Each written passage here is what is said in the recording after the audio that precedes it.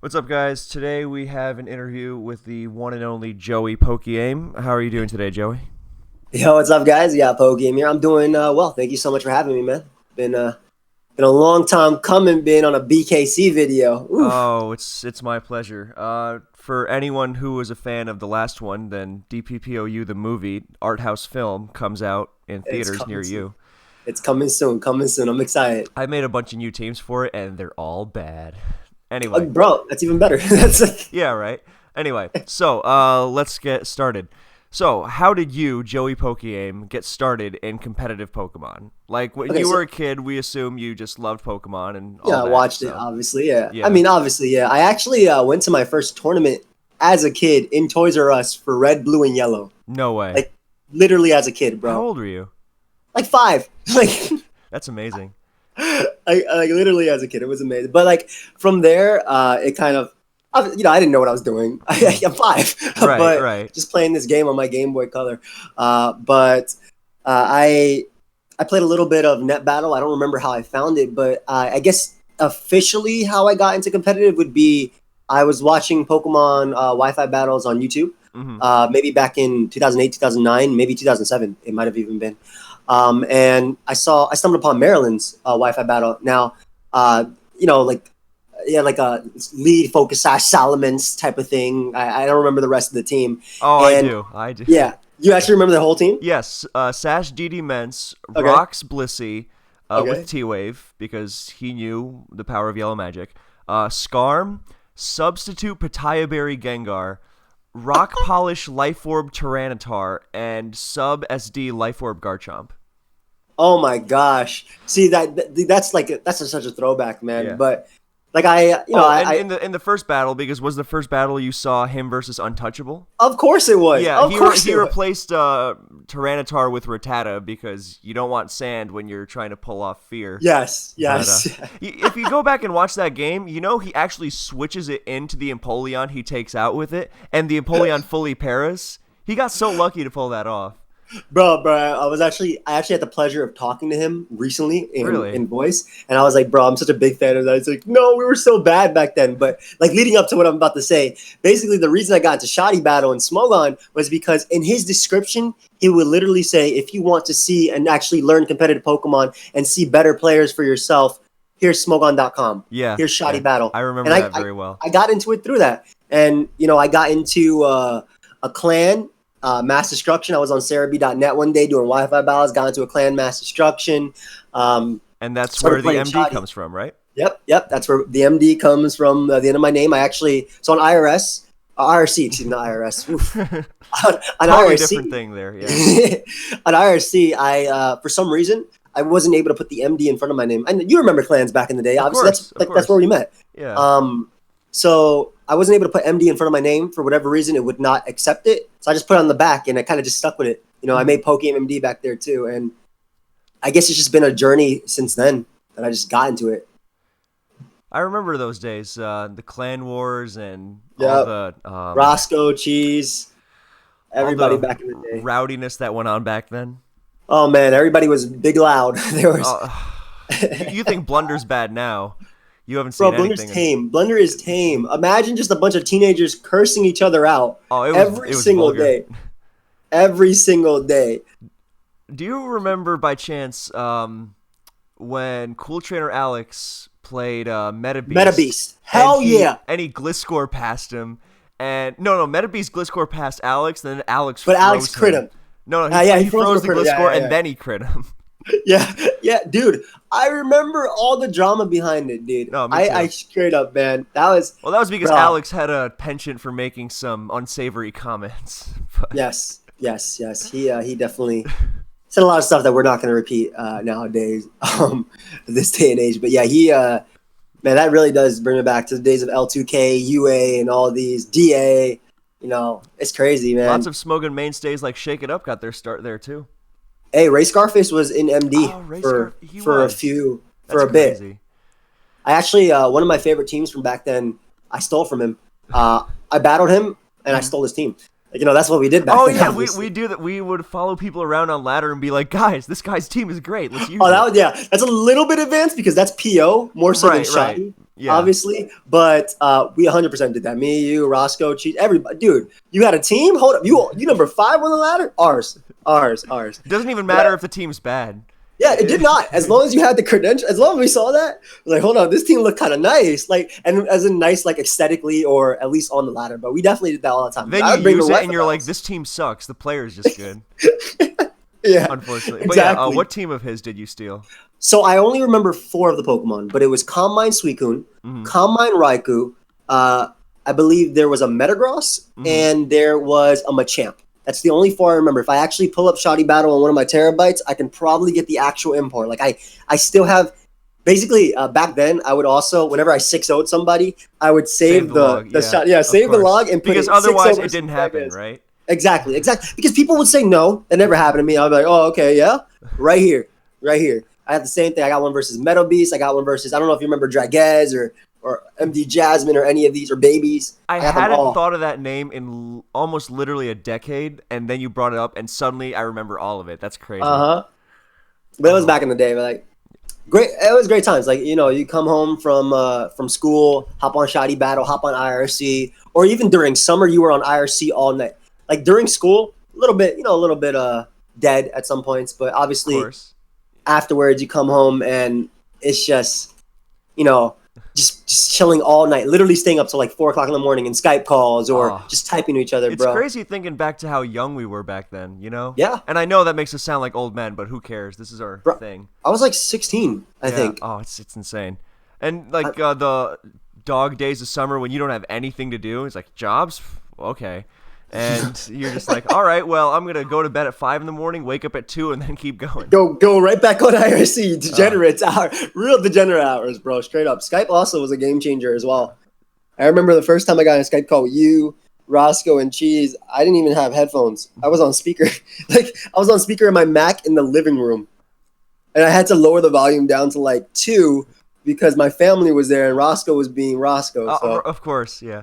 Mom, I have a clan war to win. Yeah. All right. Before we get sucked into that nostalgia thing for an hour, which we totally will if we don't stop right now, then I'm going to ask, how did you go from just, a presence online to becoming a top player? How did you get yourself established in that way? Well, I mean, I don't know if I'm considered a top player, but I think most would consider you among the upper echelon of players. Maybe. So I guess a lot of that just came from, consistent play, right? I uploaded all the time. I played Shoddy Battle. I went on PO. And it definitely, at least my presence on Smogon started itself when I was drafted or picked up by the Bigs in one of the SPLs. I think it was SPL 3, maybe? No, that was, I don't think it was 3. It was 3, 5, or 2. It was, no, it was... Yeah, it was 3, 5, or 2, or 4. It was not 6. I want to say 5. It might have been 5. It might have been 5. It was 2014, right? No, it was before then. Really? It was. I think it was 3 because I played Black and White OU. Huh. So I think it was 3. I played Who else Dice. Was on your team? If it was Dice, then it was SPL 4. Yeah. Okay. So I played versus Dice. Yeah. And I played like Kurai, I believe, but I had Undisputed on my team. I had Funkasaurus on my team. Oh yeah, all right, SPL 4 for sure. Yeah, so that was my first SPL. But basically, I had been just laddering a lot. I constantly topped PO ladder, right? And that was back when everybody like on Smogon was laddering on PO, right? You had like names like Ojama, you, just big people in general, like big names in general, right? When PO was basically sponsored by Smogon, right? In a sense, when right? every single good player pretty much you could be found on the ladder. Exactly. So I would top the ladder during that. I'd record myself beating people down and whatnot. And I kind of just got invited by some friends. I got drafted. I think Funk knew me through Josh to be the man. Yeah. So I got picked up. And another name trying to bring back nostalgia. Yeah, I should talk to Josh. Let's not go down that road. I remember to be the Josh very well. But got picked up. I went 0-2. In one game, I did get very unlucky. I believe it was versus Dice. I actually got pretty unlucky. The other game, I just got beat down. But after that, I kind of just rode the bench. But all I did was play ADV with Undisputed the entire season, right? Like I would play like 100 games with him every day. And I wasn't even like good at ADV at that point. It was just me loading up teams and playing. That sounds like a very Joey thing to do. Play someone in a million test games, and then by like the 10th, you're just making the stupidest moves possible. Yes, that is 100% what I do. I actually did that with East a lot. I do that with every tournament. T-Tar versus Swampert, better Stone Edge. Hey, and it works. It works though. Because at a point, you're not playing. The player isn't like playing a tournament game. They're playing me. Like at that point, I'm playing them. So that's why test games are, I think, not the best. Especially they're confidence killers as well. No, they are. I can't tell you how many times I've been like, this team is great, and then I go into a test game and something dumb happens, and I'm like, well, the team is stupid. And then I go into the game like, man, I really would have liked to have that team right now. Yeah, that's why if I lose in test games, I'm like, I actually have like a different approach from this past SBL, but I was like, okay, this team is perfect. I know what I lose to. I'm not going to lose to it. So it's weird. And obviously, it got results. But like, I didn't do that well in that one. That was SBL 4. In SBL 5 or 6, I believe 5, I got picked up by the Wolfpack. That was 5, yeah. Yes, that was 5. That was with Hugo, and Jam, Blunder, and Blunder. In the season he couldn't and kill New bronze Breed. on. Yeah, and I ended up performing the best out of the team. You were in Ubers that season, I recall. I did OU, Ubers, and like 2 other tiers because Donkey quit. Oh, right. Yeah, that was where we started to know pokeaim as the player who will play any tier. Yeah, the jack of all trades, master of none type of thing. So, so that's what I did. That I did pretty well. Actually, got a win versus that might have been Blimlax that year. Mm-hmm. And then SBL 6, same thing. I think I played 2 or 4 different tiers. Basically, I had a few SBLs where I was like literally top 2 in my team, and then I had that one SBL where I was getting lucked consistently like I don't want to John, but I was like literally last turn, right? I get last turn frozen when I had a win if I click this move or crit or things like that. That was when Poet cursed me. And then I had an SBL after where I didn't do well, period. But then we had the recent SBL where I kind of got my my mojo back, I guess you could say, and started doing better. But honestly, I think it was just me continuously playing, and I always felt like the fact that I play so many tiers on my channel to begin with, it gave me an advantage in certain cases, right? Because you are familiar with those tiers. It's not like we're going into a tournament. It's like, well, we don't really have an RU player. Joey, you want to learn it? Yeah, so, and I'll literally, and I'll do it. That's like the type of thing. Like I will literally do it because I actually have a lot of fun, especially this generation. I know that's like there's a question later that we'll kind of get into this, but so I don't want to get too much into it. But I am a bigger fan of the lower tiers this generation than I am of current OU. But we'll get more into that later. But I don't know. I feel like I also started growing on YouTube as well. And back in the day, I remember I played Dice on PO, Princess Bree back then, and I beat Dice after Dice said in PO main lobby, well, he's a YouTuber. He's bad at Pokemon. So I beat him down and I made a video about it, right? And I got comments from Lil Mackie and all that stuff. That's so beautifully petty. I mean, in fairness, most YouTubers back then were bad. You were the exception, so it was true. But like, I mean, that was something like I wanted to like, come on, man, why are you talking crap to me like this? No, like right to his face too. That's mean. Yeah, sounds like Dice. Exactly. Love you, Dice. Anyway.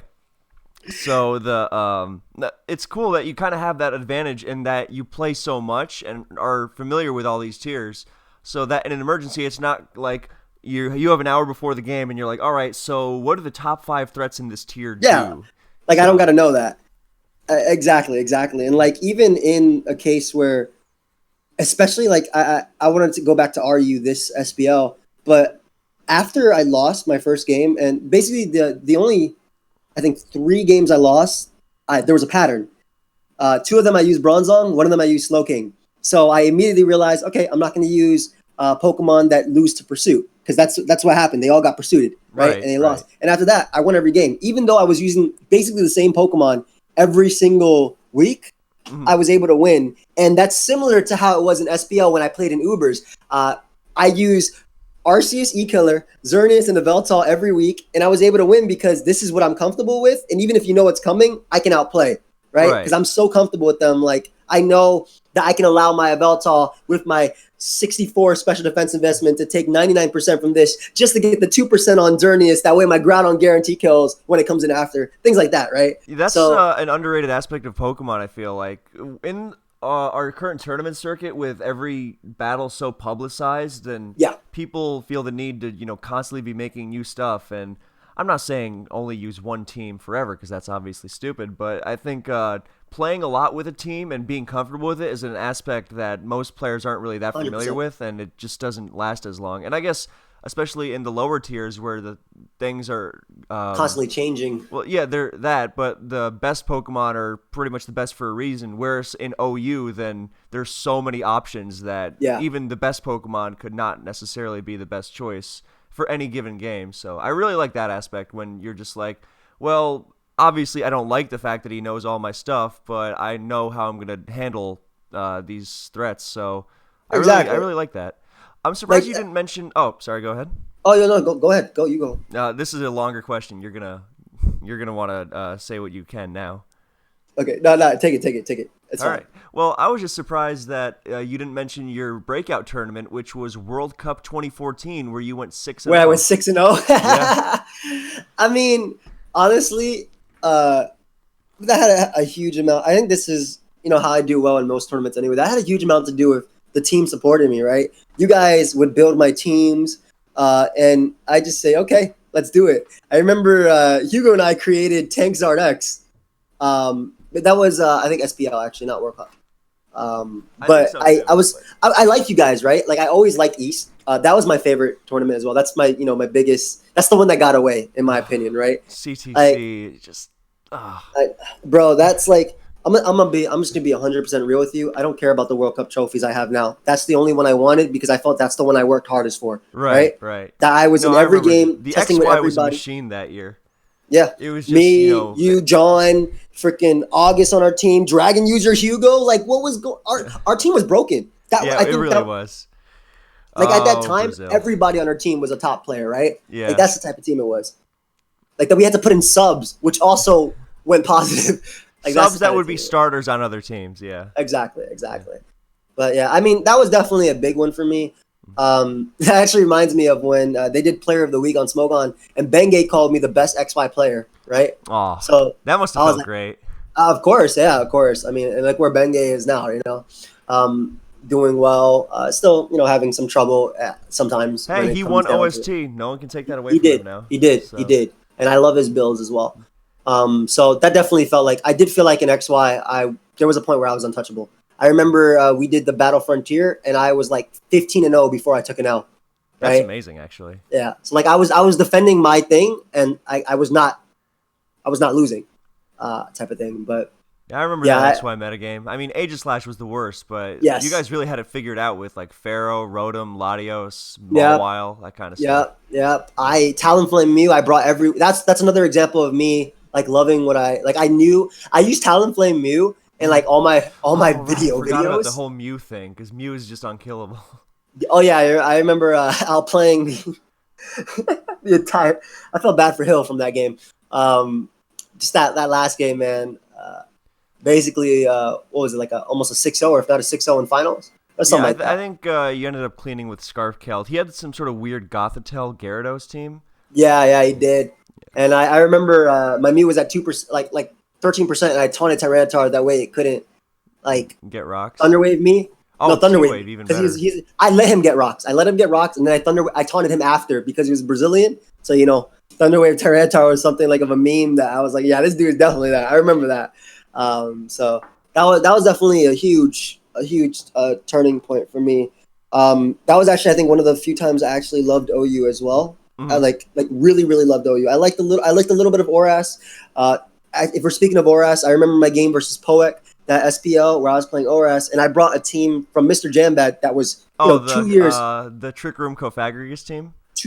That's that. If we're talking about comfy, I had a terrible matchup in that game, right? Hmm. But I had to win. I had to win unless I either got crit or missed. I think I missed Will-O-Wisp on Garchomp, which gave me the guaranteed win, Hmm.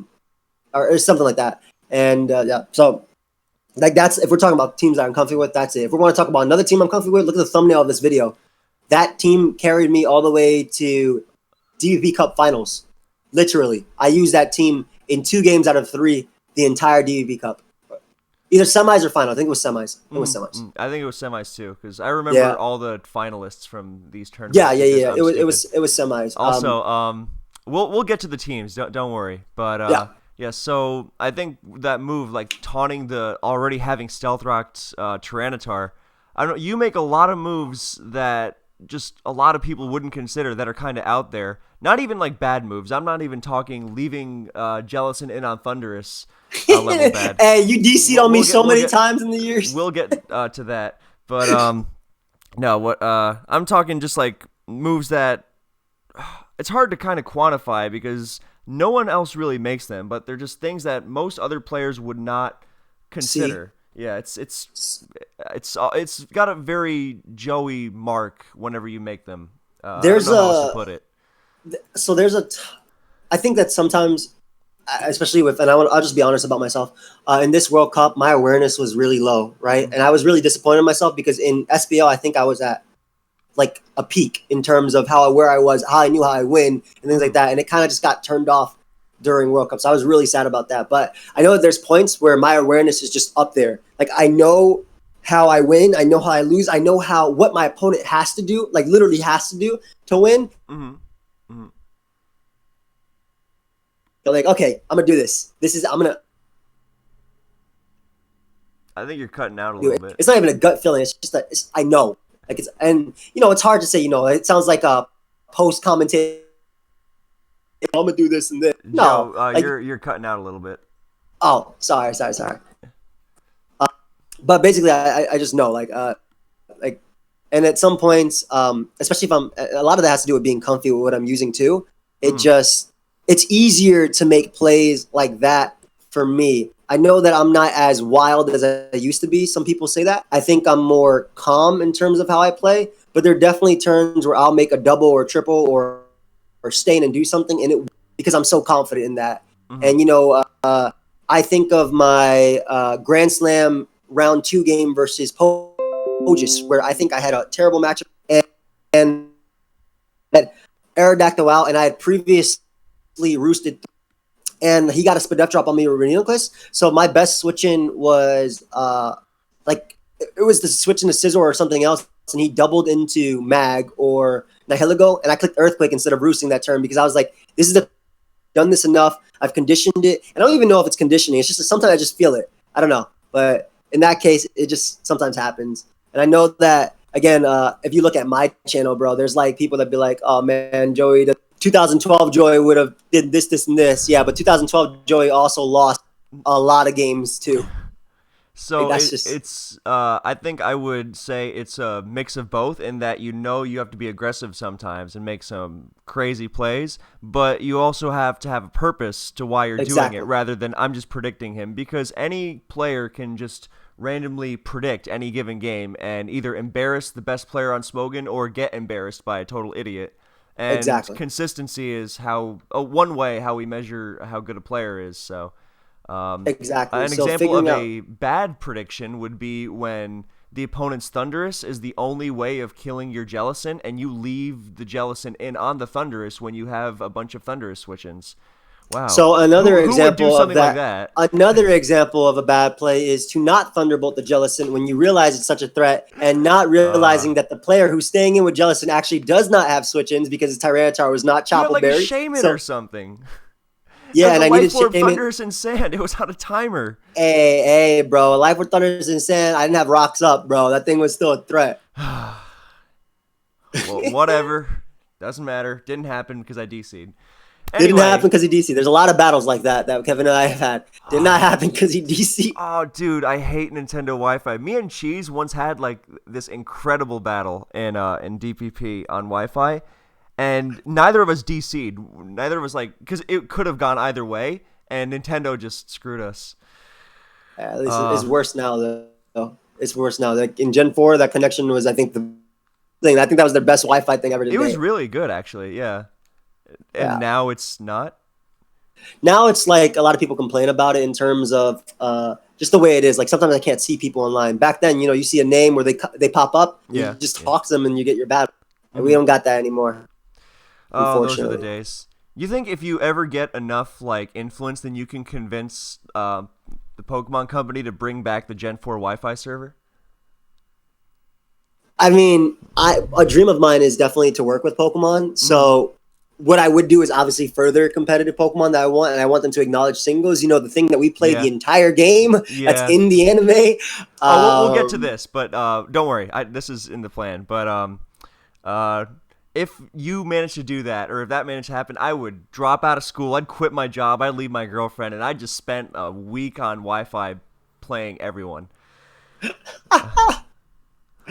Honey, I'm sorry, but this is more important than you. Anyway, we're going to get stuck again if we don't move on. So, going back to the World Cup thing, then this leads us into our next question, which is, what are some of your favorite competitive Pokemon memories? Because, of course, we're here to be the best, like no one ever, the very best, like no one ever was.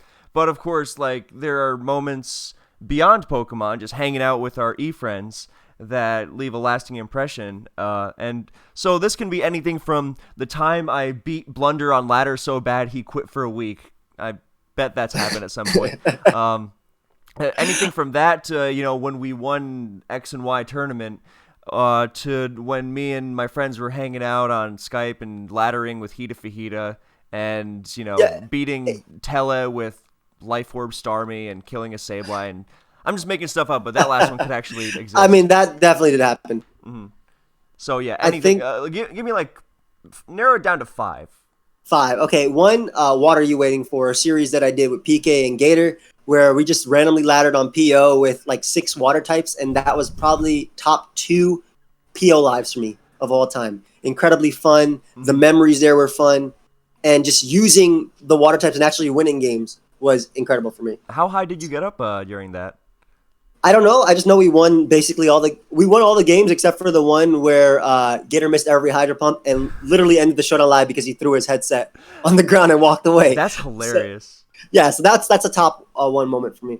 Or at least top 2 moment for me. Another one, I think just the moments where we were on Skype, all of our friends, and just laughing at night. I don't know. It's just it's not even. It's crazy because competitive Pokemon brought us together, right? Mm-hmm. But we didn't always have to be doing competitive Pokemon. We could just be chilling and call, 6 hours, 10 hours type of thing. I remember at one point, just to specify a specific memory, but or to talk about a specific memory, but not necessarily just this, because I think it's all the memories. But PK and I were in call till about 5 a.m. Re-listening to Pokemon Cypher 2016, right? And that was even that long ago, right? That's only a couple of years ago. Yeah, that's 3 years ago, right? But even then, that was one of the last times where we were just up early, so fly on the cover of that Y version, just literally singing it all night till 5 a.m. type of thing, right? And that was not that long ago. That made me feel a lot like a kid. Definitely, being in a clan for the first time.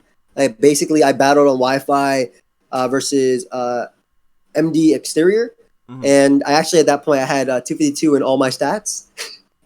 I don't. Oh, no. 252 in all my stats. I obviously changed from them. But I had 252 in all my stats. I beat him, and he invited me to the clan. And I don't know, it felt so cool because obviously, if that had not happened, I probably wouldn't be pokeaim MD, right? Mm-hmm.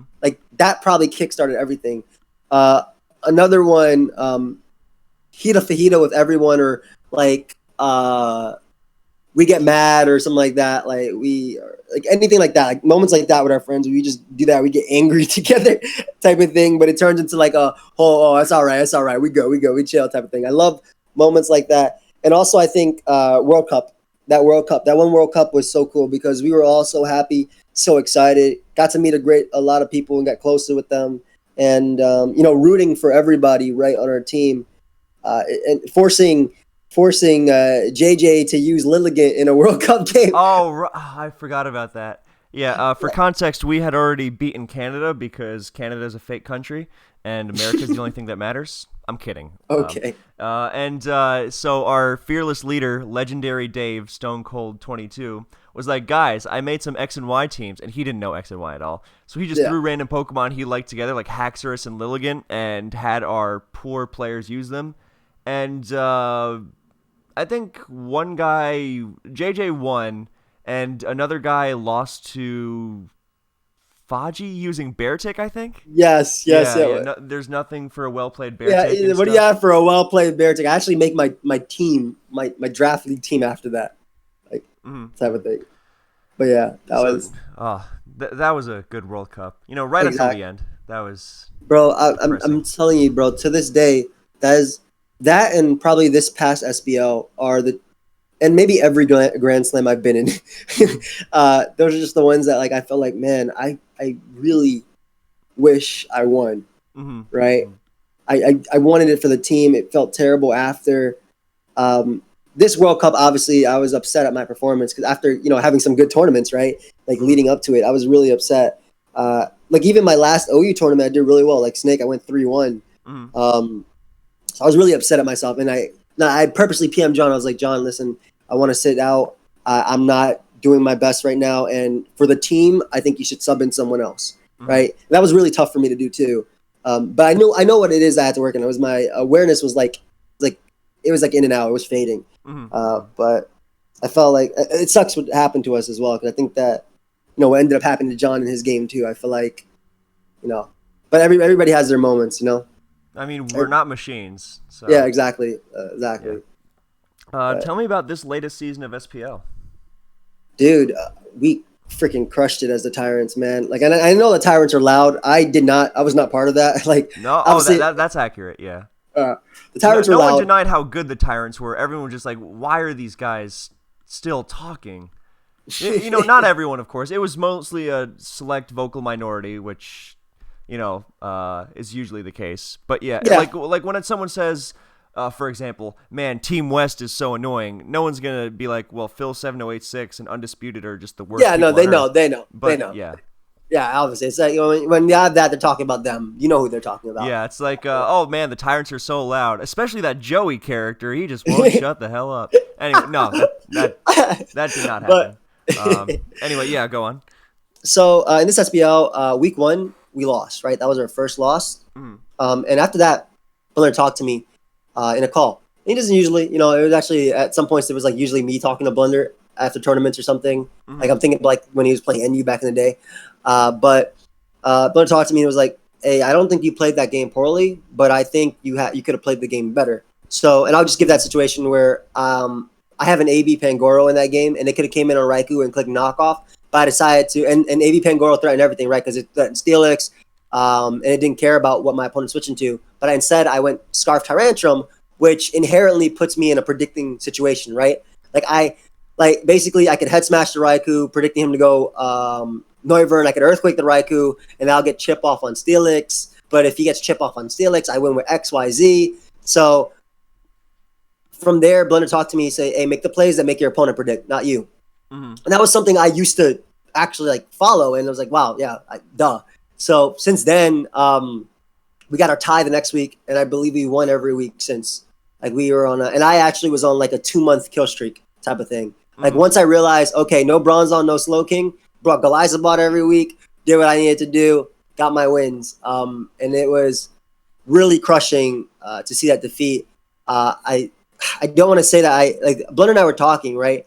We always felt that, and this is something that we didn't share much. I think I might have PM'd it to Hog, but we felt that our team was good, but we could not risk going to tiebreaker with any of the teams competing for finals, right? Like, how there was tiebreakers before? Blender and I talked, we could not risk going to tiebreaker because it's too much of a coin flip. Blender unfortunately had a bad moment versus Lax, right? Was it Lax? It was Empo and then Lax. Okay, yeah, Empo, where he had a 100% win if he just Dark Pulsed the Rotom, decided to, because basically you got the chip on Rotom for Swampert, and sub Swampert just wins. But he went hard Swampert, got burned on him, and I had to talk with him after. I was like, bro, I get you were trying to predict Volt Switch, but what was the play after? You sub, Rotom's still at 60%. You got a waterfall flinch it twice. It was just he after being so hot the entire tournament, he was, like you said, we're not machines. He he choked in that game, and yeah. I don't know. Because if the play worked out, then it was fine, and he had good reason behind what he did, but he was doing his own thing so much throughout that season that he just kept going, and I don't know, he overdid it a little because I mean, there's being passive and just letting your opponent walk all over you, which is the worst. But Agreed. overdoing it can be similarly bad, I guess. But yeah, For sure. that was a rough thing. I remember Yeah. your finals game was one of the most intense of the entire season. Tell me about that one.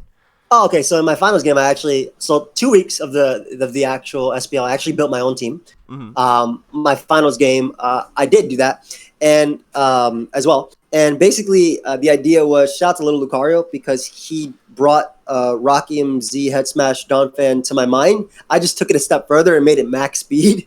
That way, I could outspeed certain threats like Metagross that are not doing things, or Golisopod and Z them. But basically, I think that game when I played.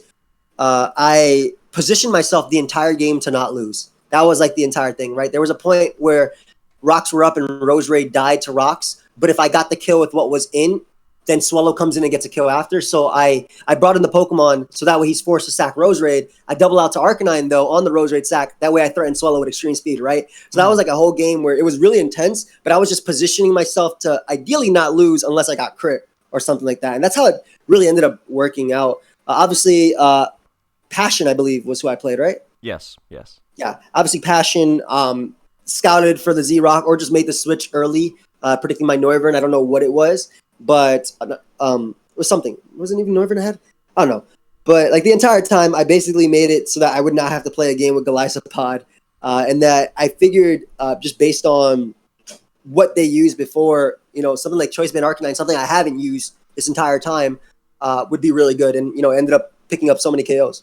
And winning me the game. So yeah, something like that switch as they sack something to rocks, that's a really heads-up play that I think you don't see very often, and you really only see it in like those really clutch situations where you're really racking your brain for every single scenario. And a lot of that is being in the right headspace and being in the right headspace and just being super aware of everything because exactly. We have a lot of stuff going on in our lives. If this was our job, then we'd be expected to, do it like that. But, like an esports player, but we're not currently. Yeah. And the funny thing about that is, I didn't mention, but that SPL, once I started winning, I started taking notes. I actually started taking physical notes. I would write down my opponent's team, mine. I would write down what they need to win, what I need to win, what looks good at team preview. And on that game, I was like, all right, get an Arcanine as many times as possible, threaten a KO, preserve it because extreme speed is going to be useful for Swallow, potentially Hariyama, and Roserade if it's Scarf type of build, and just go to work with it. And, I basically followed through with that, right? There were like times I could have potentially brought it in on so there's one point where I brought in Metagross on Roserade, and my opponent went for Acid Downpour on my Metagross, right? Obviously, as I stayed in. But in my head, I definitely was contemplating, all right, do I go Arcanine here on the Spike / HP Fire and then get a KO? But I was like, no, this is my win con. It's not. It's a high risk if he does click it, and low reward because I had. I think it's a low reward because I had safer ways to get an Arcanine and do the same thing. So I ended up staying in. My opponent dropped their Z, and then after I was able to get in my Mon, and basically threaten the KO. But I think the big thing about SPL that I loved is that I stuck with what I loved, right? You would literally see Golisopod from me all the time.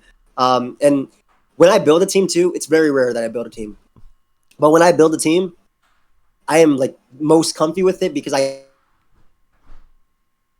cutting out again, Joe. Purpose, and I think that's when I perform my best. But it's really tough for me to actually build teams in a sense because I just don't have the right unless it's like Draft League, for instance, where I can actually see what my opponent can bring and I can just counter team it. That's fun. But in most cases, I don't have the patience for building teams. For anyone listening who doesn't really have the best concept of risk reward in Pokemon, Joe just outlined it perfectly with the whole Arcanine's my way to win, and he could switch in here, but everything could go horribly wrong too. And I have better opportunities to do so. Exactly. So, speaking of tournament battles, that leads us to our next question. What are some of your favorite tournament battles throughout history? Not just, there are two categories. One, battles that you watched that either you thought were really good and or profoundly shaped how you view or play the game. And then the second one is going to be what tournament battles have you played, like really big stage ones, where you played really well and after you were like That's it. Me? That's what I have to do. Yeah. Cutting out again, by the way. Yeah, you're cutting out too. Are we good? We should right now? be, yeah. Okay. So don't be mad at me with this. Uh-oh. One of my favorite tournament games was when you told me to sign up for OST and we got each other. Oh. And that's where I really made use of, the psychological aspect, right? That's where I was like, I had a rain team, but I put Fire Blast on Garchomp on my rain team specifically for Ferrothorn and Fortress. And then I was playing you. So, I've been watching you. This I know guy you runs love Fortress every team. That was me. Those were the days. Yeah. So I let the timer wear down when it was Garchomp in versus Fortress. And I let the timer wear down a lot. I was like, all right, guys, I'm going to let the timer go down here because he's going to be thinking I'm switching out and I'm thinking about myself. Really, I was just ready to click Fire Blast. And, that psychological aspect, you felt safe, Fire Blast to Fortress, it was dead type of thing. So that was definitely one of my favorite games, at least in tournament. Another favorite one was in semifinals of SPL. I played my boy Edgar in Ubers, and Edgar and Problems had been helping me in Ubers the entire season, right? Mm-hmm. But Problems and I made a set that was Go back, say that to again? break through bulkier teams. Take a step back. You made a set? Yeah, we made a set. SD, Refresh, E-Killer. Mm-hmm, mm-hmm. So it was designed to break through fatter teams, but also like answers like Toxic and things like that, because a lot of teams can only deal with Arceus in that sort of way. And it became one of my favorite battles because SPL basically, my teammates thought I was losing the entire game, but I set it up to win with Arceus, and I got like 5-6 KOs at the end with Arceus, and I won. Unfortunately, we did not make it to finals that year, and I was devastated. I was heartbroken because I thought I played that game really well, but that was one of my favorite. One of my favorites to watch might have been, was it Sweep versus Blue? I want to say. Did they play in something? For what? I don't know. I think Masterclass versus Blue played in OST or they might Smoke have on played Tour in or something. Frontier like 5 years ago, but that was a pretty forgettable game. I'm thinking about the game where the first 5 turns are them switching to get a advantageous situation, right? Like I'm thinking like Tyranitar versus Charizard. You switch because you fear the opponent to be Scarf, but I switch because I don't want to take a Focus Blast because I know I'm not Scarf. But then next turn, they get in Ferrothorn versus I'll just take an example, Latios, and you switch because you fear HP Fire. I switch because I can knock out Ferrothorn, but I fear the Tyranitar coming in after. And it was like 5 turns of that, and I really loved that game in particular. I really I know what the kind of thing you're describing where both players are unsure of the other, and so they're really feeling themselves out rather than saying, well, I feel like he's not going to be X set because stupid gut intuition that has no basis. Yeah, I'm not going to risk the entire game. Like that sounds like something that was in just a random Smogon tour, because I think I would have remembered it if it was for something bigger, but I'm glad you remembered something like as small scale as that, because it's sometimes battles like that can have the biggest influences on us. Like, round 1 of a tour, random guy is using this team and he's making these moves with it, and you're just like, that's amazing. Yeah, it's fantastic. I love seeing games like that. Another one, I don't remember what you were doing, but it was Gen 5 OU, and you were using Alakazam, and I always say, I say it to my friends, but I'm like, Kevin with Alakazam plus Spikes and Black and White is broken. And this was obviously, before Excadrill and things like that.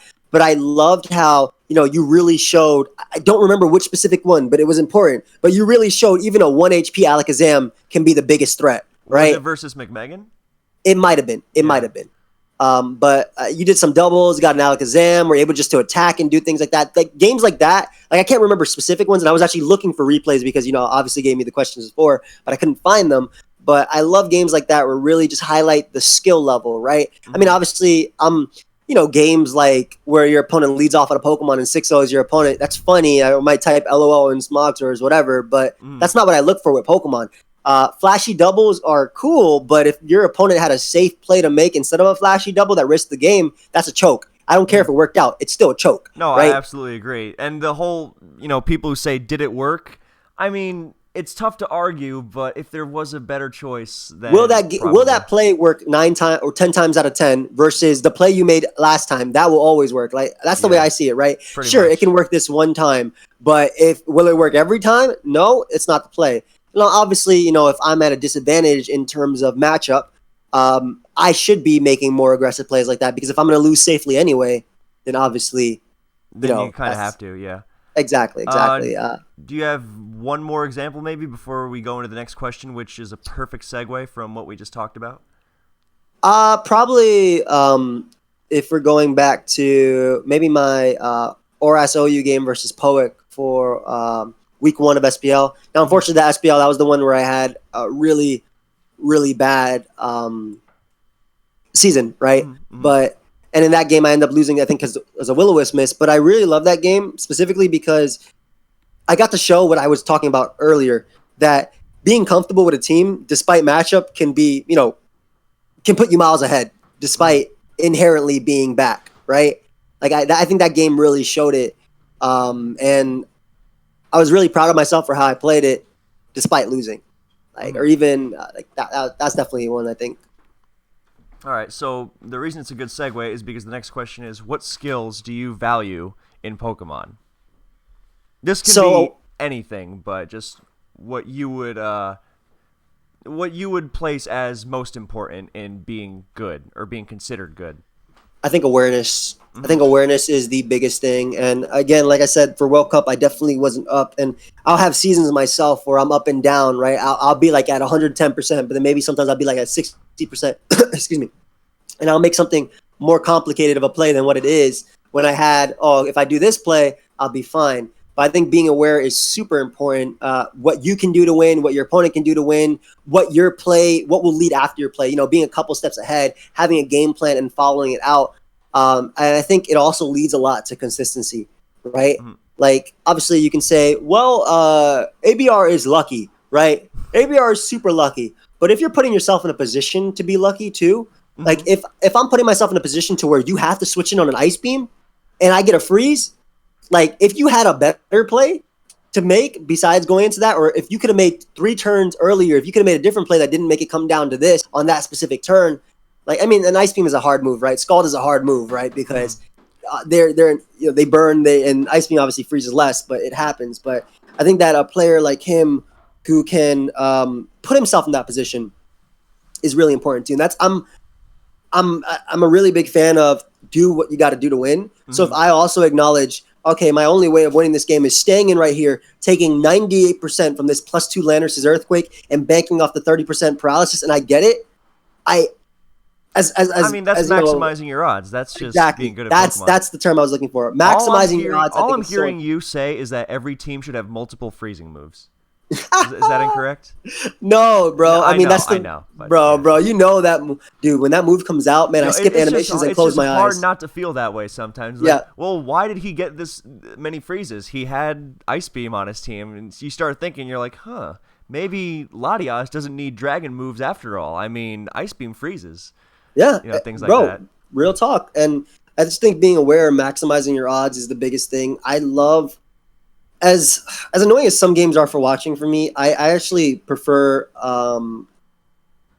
shorter games live, but I love longer replays, right? Mm-hmm. If that makes sense, because I don't want to stay there for an hour and a half and watch somebody switch for 90 turns to then get the right position. Even though in replays, I love it because that's what I think true skill in Pokemon is, right? Positioning yourself to win, the high, like while maximizing the odds, right? Mm-hmm. But obviously, a good old jolly beat down will make me happy in a sense, right? And especially if my team player does that. But like, let's take Cristo for instance. A lot of games he played in SPL, he showed really how broken Altaria was, right? He did. Like he could be down 6-1, but if he got that chip on Scizor, turn 12. And he knows that, okay, I might be down 6-1, but I Dragon Dance here, I win. That's it, right? Like, in him positioning himself. And I think it's really, and being aware comes back to that because it's also, like, I have to be aware of how I win, but my opponent has to be aware of what I'm doing, too, right? Like, I try not to make it obvious that I'm sacking every Mon, but I also try to put myself in a position where okay, I'm sacking every mon, but you can't do crap about it, right? Like, Mhm. if I'm sacking a mon like Latios, for instance, versus Tyranitar, and your way of preventing me from sacking is going Feral Thorn, 100% of the time I'm clicking HP Fire that turn anyway, because if I'm sacking it, I get the good position. If you go Feral Thorn, I get the good position, right? So being aware is my thing I value most. I think knowledge is really important too, and knowledge just comes through play and reading. I think that's very important. That's why, well, we'll be going into another question soon, but that's why you're one of my favorite players to Oh, stop watch. it, you.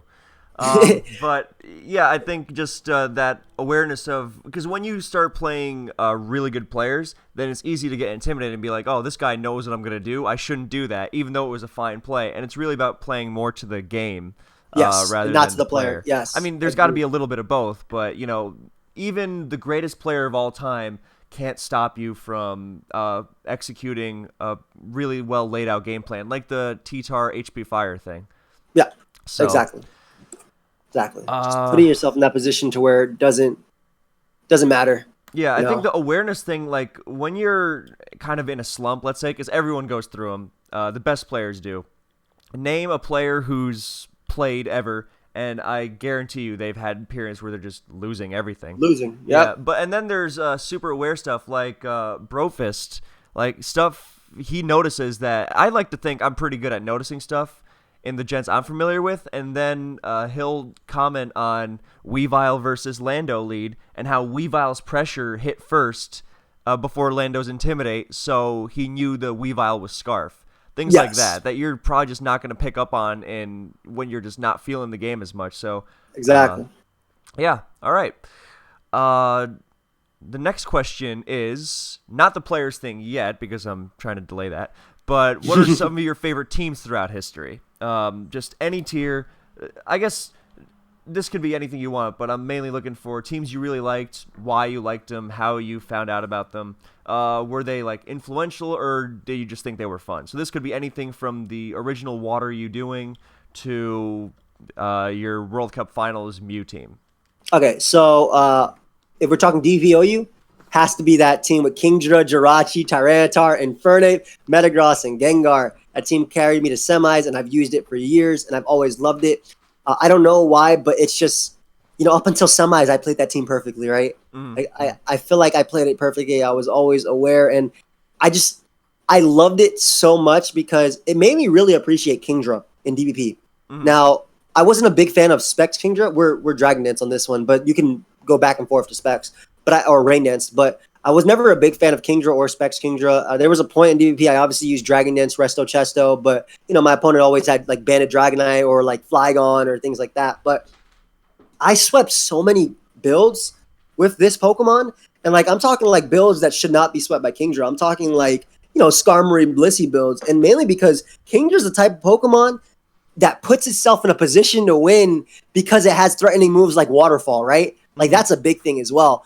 Like, and that's we were talking about that as well. Like this Mon, I might not need a flinch on Skarmory. I can probably deal with it later with my, my HP Fire Gengar, my Infernape, or my Belt Rachi / Shukarachi.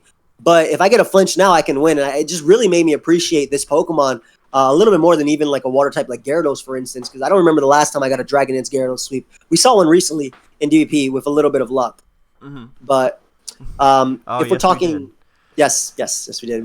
We saw, unfortunately, players suffer from a mental breakdown type of thing, or just a breakdown in general.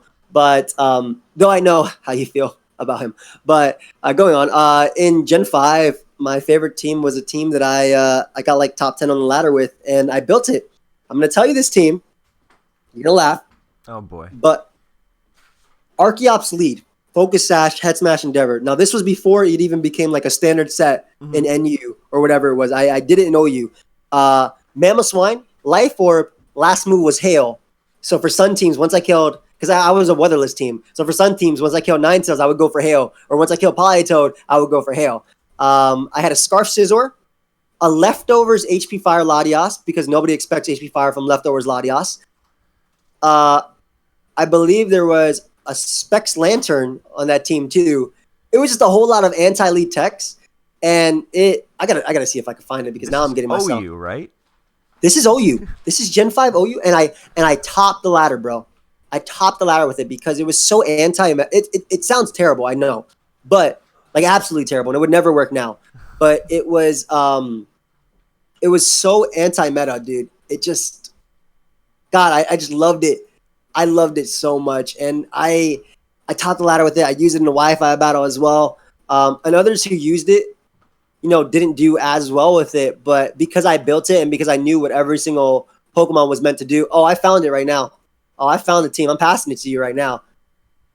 Ooh, I'm passing it right here. Here you go. Look on Discord. Lagvorb Analytics Starmie. That's also before like Analytics Starmie became super popular. Like this was Black and White 1. Team of all time. This team should never have won a single game. And it won every game. It even won in tournaments. I even used it in tournaments. That is not the favorite team I was expecting, but Keep in mind, like I even had like, my Lantern outspeeds, Rotom, like you see the EV spread there. Leftovers Lottie always caught people off guard because they always expect to Calm Mind. And obviously, there were some tough matchups, but I made the team, I topped the ladder, I even used it in tournaments, and I did well. I used it recently as well. Joe, you're cutting out again.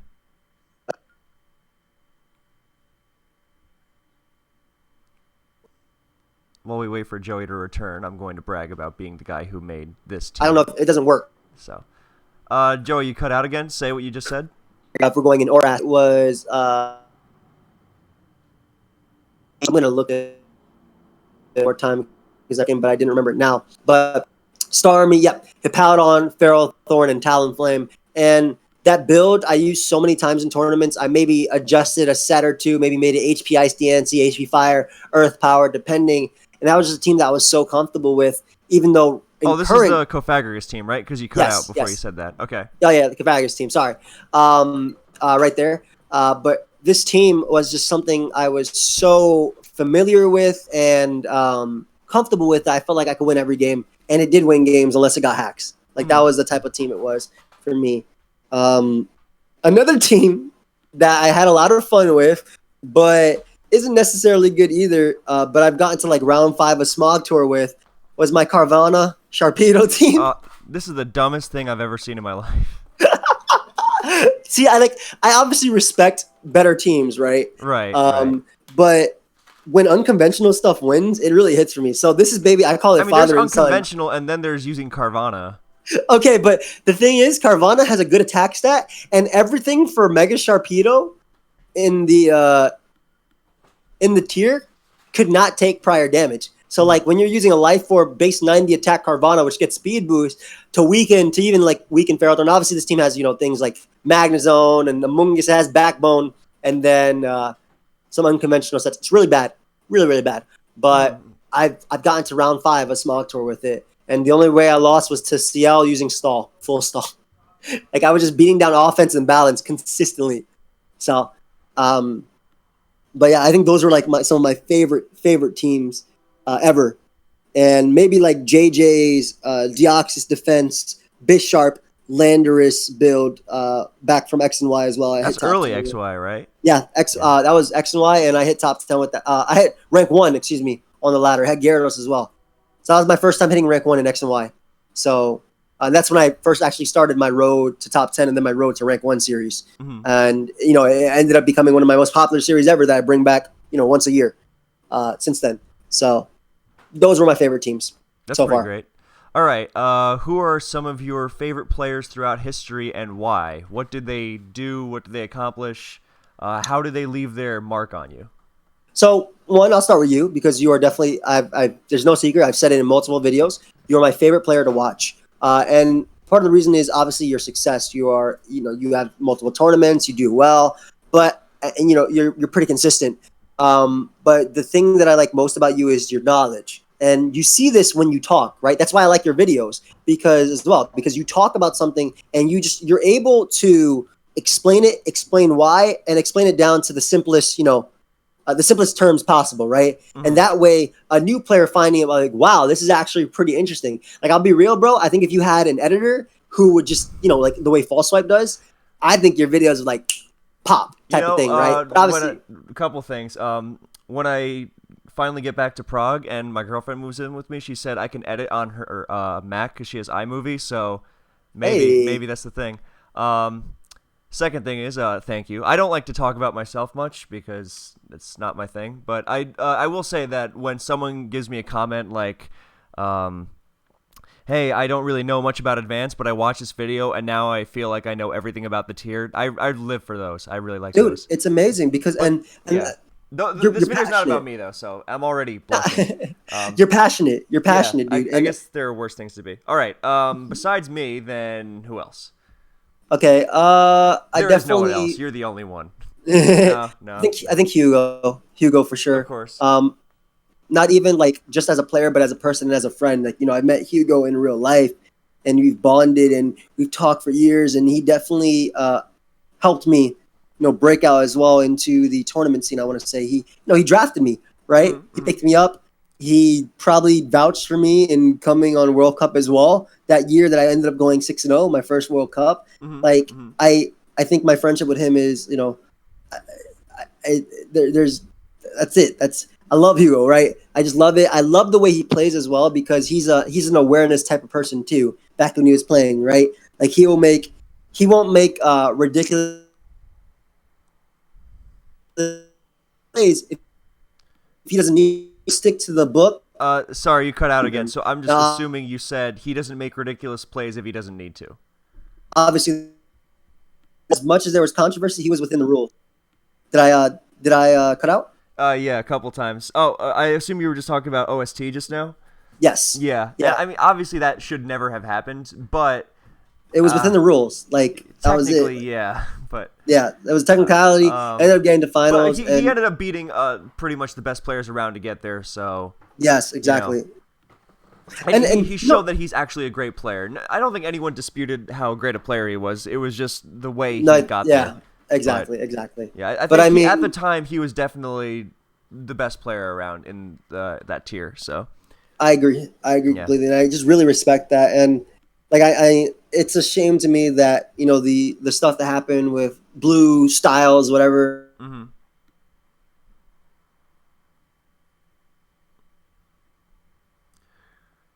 I'd still have you. I think he'd still be on East as well. Like I think so too. Yeah, if that didn't happen, and I still talk to him. I still talk to him a lot, actually, like every week almost, because he's in a chat I'm in. But when he took a step away, it was just like, damn, man. One of the people I definitely respect the most is just gone. And obviously my friends Blunder and Jam. I love seeing Jam lose in a video, but I love seeing Jam win in a tournament because I know he takes it 100% more seriously, focused and whatnot. Jam's a very methodical player, yeah. Yes, and that's what I love about it too. Like if he has a bad matchup, he'll wait around until you crack, right? And if you crack, you give him an inch, he'll take a mile, type of thing, right? So that's what I love about Jam as well. And me and him joke around. I always joke about him, like, dude, I love when you lose in your videos because you get so mad. But in a tournament, always want to see you win. Always. That's just the trainer thing. I always want to do that. And obviously, Blunder, I have a lot of love for Blunder. That's my boy. That's my brother. But and I like that he can retain his aggression, but also he, for the most part, it works, right? I think it works for him more than others a lot of times. And maybe that's just because he's in the spotlight a lot when it comes to tournaments. And maybe that's why it feels like it works. And, unfortunately, the time it did not work, it cost us finals. But if he hadn't done what he did, you wouldn't have gotten there in the first place, pretty likely. Exactly. Yeah. Well, actually, okay. So it's tough to argue that too because our entire team was winning. But I also agree that he was carrying the team in terms of like a leader. He was definitely carrying it. I think the reason it works for Blunder is just he understands like what he's doing with his aggression. He's not doing it for the sake of it, but he's just done it so many times that it's second nature to him at this point. So he can instantly click that ridiculous move and know why he's doing it. And I think that's why he succeeds more than most, because most players who do that aren't as seasoned in that whole thing, that whole style as he is. So they're not going to get as much mileage out of that strategy. And then, of course, most players prefer a safer approach. So exactly. I like Jam because he brings his own stuff, and like by that I mean not just that he makes all his own teams, but that his teams are very much his, in the sense that you can tell he made this and he doesn't really care about like what you getting think counter teamed or whatever. Exactly.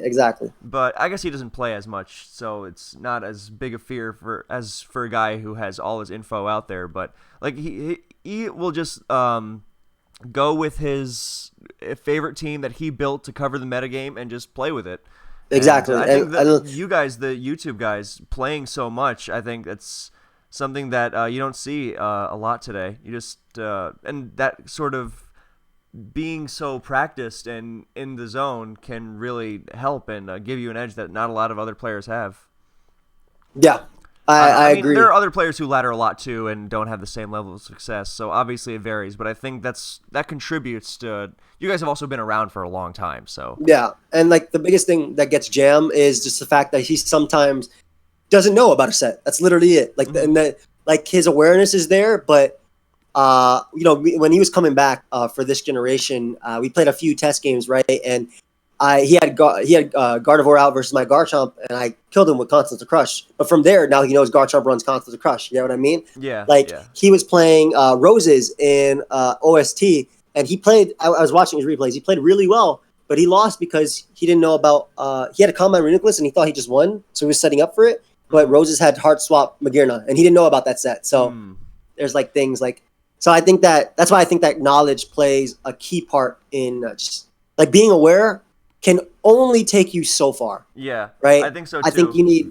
Yeah, I think it's probably a good thing to have knowledge because it rewards the people who are active in the metagame. And yes, I mean, how much would it suck to I have spent years studying the intricacies of this metagame, and then this guy who's just a decently good Pokemoner shows up, gets a good team, and he's like, well, I can do this too, even though I don't know what's going on. I mean, obviously it's not an exact science, and we do play Pokemon after all. So, and one game or one series doesn't always mean that much, but you get the idea. It's really tough to accept that too. Like if when you've like I don't want to say wasted, but it's been months, right, that you've put into this tournament, and then you get into one game and you just have a bad day or something catches you off guard. I mean, you can say good prep, but like it's really hard not to take it personally. Yeah, you know what I mean? Yeah. That's something like it is a hobby, but we're invested in it, and exactly. Unless you want to be someone who just doesn't care about anything, I guess that's your prerogative. But that's where the joy comes from, caring. Exactly. About it. So and part of the reason, just to go back to why you're one of my favorite again, because I want to add it because it's something I see myself, but. I think you're really passionate about Pokemon, right? Like you can tell by the way you talk. And that's how I feel myself. Like I feel like we're really on the same level when it comes to that, right? I absolutely love Pokemon, right? I've never went a day and be like, man, I don't want to play Pokemon today. Even after I lose, it's like, man, I want to play Pokemon and do better. That's just the way I am. And I see that the way you talk, you are so passionate about it. And that's also why I value. That's why I'll be, browsing my replays on my phone and I'll look up BKC and then I'll look up Blunder and see, oh, what do they do today? Oh, okay, cool. DVP, what's he using? Oh, he's using Protect Tyranitar Nidoqueen again. Well, let me watch this anyway. Like type of thing. That was the most genuine thing. It's like I like watching this guy so much that even when he brings his favorite stall team he's been using forever, I'm gonna watch it anyway because exactly. Oh, that was so genuine. Thank you. All right, moving on. We said we would get to this. So thoughts on the current OU metagame. So I'm talking the best Pokemon, the broken Pokemon, overrated Pokemon. Underrated Pokemon. You probably have more of a grasp on this than I do because you play it a lot and you use weird stuff as evidenced by Specs Lantern. So, I'm just waiting for the next Como O to be out there. I mean, Blunder was telling me about like Specs Hydreigon, which is something I never would have considered with, so many fairy types in the metagame. And I use that in Snake. Specs Hydreigon really? And like Mawile. During the Zygarde meta, I used that versus his name started with an H. But I used it versus him. Hayburner, thank you. Yeah, he was on my team. Yeah, I used it versus Hayburner, and that was actually one of my other favorite ever tournament games because I think I played, despite getting hacked every turn, I think I played it perfectly, like to win. Yeah, right? I remember that. Yeah, he had the screens team, and you had the Will-O-Wisp Heatran. Yeah, I didn't mega evolve my Mawile to keep the Intimidate. I actually purposely made my Landorus slower than +1 Zygarde as well because it was really thick, and I was like, okay, if I ever get in a situation where Zygarde gets out of hand, I can. U-turn pivot between it. So like that was a lot of stuff that went into that. And I had Specs Hydreigon as well too. And I missed like a Draco and Halucha coming in. So, but yeah, Anyway, before you go on, hold that thought. I was just thinking about, like, remember that game where you had the Will-O-Wisp Heatran and he had the Screens team? I just thinking about, like, memories like that, whether they're old or new. Like, it could be. I just really love that whole aspect of Pokemon sometimes. And it's why we stick around, even when you're getting hacked into the dirt and you just want to throw your laptop out the window. But then you start thinking about that, like. I remember there's this old screenshot from 9 years ago about, Brofist was describing some scenario where some Rest-Talk Gyarados used Sleep Talk and got Roar and phased out a Suicune. And he did it first. And the guy was like, why did Roar go first? Stories like that. Or one of my favorites. It's genuine. Yeah, right? It must have been a fast Gyarados, too, because Suicune is slow. Or Suicune's naturally faster, even if it's bulky. Anyway, one of my favorites is when Roscoe, the crap talker himself, like when we were laddering on the PO main server 8 years ago, my God, because Smogon was down and PO still had Drizzle Swim unbanned. And so every once in a while you'd run into some genius with Politoed and Kingdra. And he got into one of those matchups and he was like, oh man, this guy's got Drizzle Swim. And I've never seen a more carefully executed game from anyone. It was one of the most astounding things I've ever seen. And I just love stories like that. So anyway, please continue. So, I mean, I love that stuff too. Like, legitimately, we'll bring up stuff all the time. And that's when I love talking with friends in videos too. But I'm not a big fan of...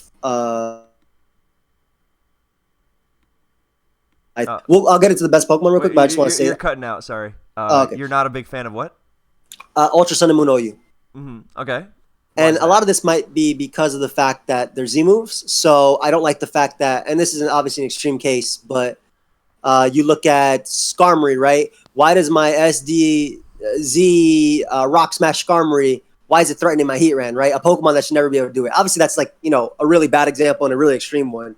But there are a lot of examples of that being realistic, like when Tornadus uses Bloom Doom to kill Rotom, which is... Or Kartana uses Z-Gate Impact to kill Zapdos and Tornadus, right? The biggest offensive threats all being amazing Z users make them so much harder to counter. Like when Z Ground Greninja just blows away both your Pex and your Magearna. And Magearna, exactly. And then, of course, it's useless versus Rotom, but anyway, go on. Yeah, but it's just things like that. Like I feel like consistency, while there are consistent players, I sometimes think that is also luck of the draw in terms of what your opponent's having, right? Like obviously, if my opponent brings Rain and I have 6 counters to Rain just off, just because this is what I built, this is what I prepped, then that worked out. But if they brought anything else, I could have lost. So I think it's really hard to be 100% consistent, which I don't like too much about this, but I think with the power creep, that's bound to happen, right? Mm-hmm. Like, no matter what. But then obviously you'll have players who are consistent. So maybe it's just like my lack of joy for the OU meta is what makes me less consistent too.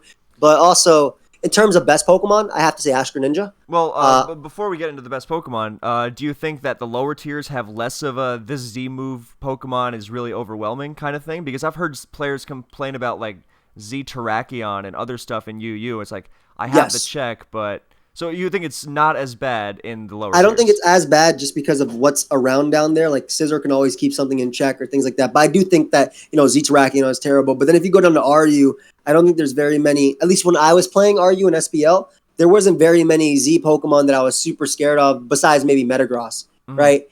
And then I feel like in that case, you can also be rewarded for unconventional Z Pokemon. I remember my opponent had Welio. He had Z Electric Porygon 2, and I had Z Ground Gigalith because it does enough damage to Registeel for something else, and it happened to work in that case, right? I don't think Z Ground Gigalith is broken at all, but it just happened to work in that case. But I think that in OU, when I have very limited answers to a Pokemon like Kartana, for example, defensively, Tornadus and Zapdos, offensively, Tornadus and whatever Pokemon's faster that can hopefully take it out, right? When they are packed with Z moves, it just makes them so overwhelming. And I'm glad that Z moves are not in the next game. It really kind of turned me off from OU. But that's my... Magearna is just kind of crazy with that's my broken Pokemon for the list, by the way. Oh, yeah, I figured. Blunder doesn't like it either. Yeah. Magearna's kind of crazy.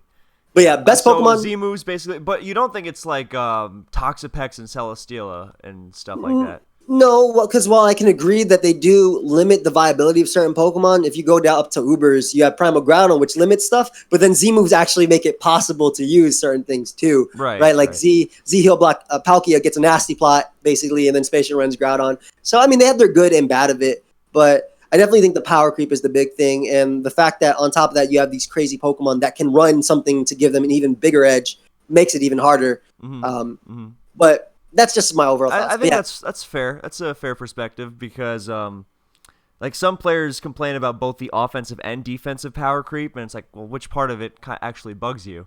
yeah. Because I feel like that's definitely fair. Z moves can definitely be overwhelming. Like in RU, you said it's not really that bad, but when you're like, well, I can kind of counter this thing, but it's just gonna blow my head No, off.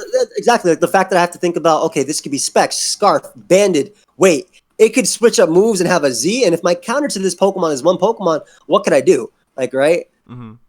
That's, but Yeah. that's just, I think OU that's honestly, generally tends to be pretty balanced, but it can definitely have that sense of volatility. So, yes. best Pokemon around. What do you think is running the metagame? You said Ash Greninja? I think Ashker Ninja. Yeah. Now, the reason Ashker Ninja is because I think that's probably one of the most consistent Pokemon ever. Your opponent could have Tapu Bulu, Chansey, Toxapex, and I'm one spike, one flinch away from winning the game, Maybe right? not one, but Okay, I know three you. I spikes. know what you Yeah, mean. yeah, Yeah. yeah, yeah, yeah. But like, I think that that's a Pokemon that can always create openings for itself, whether it be Water Shuriken, and that has to do obviously its high special attack, its high base power move like Hydro Pump and Good Stab and Dark Pulse, and then Spikes just kind of pushes it over the edge, in my opinion, where I can force out a Pokemon because they're fearing me to become this, this mega gigantic Pokemon, and then I'll get up a Spike, which means later their answer cannot come in, or Hmm. like Toxapex versus Greninja.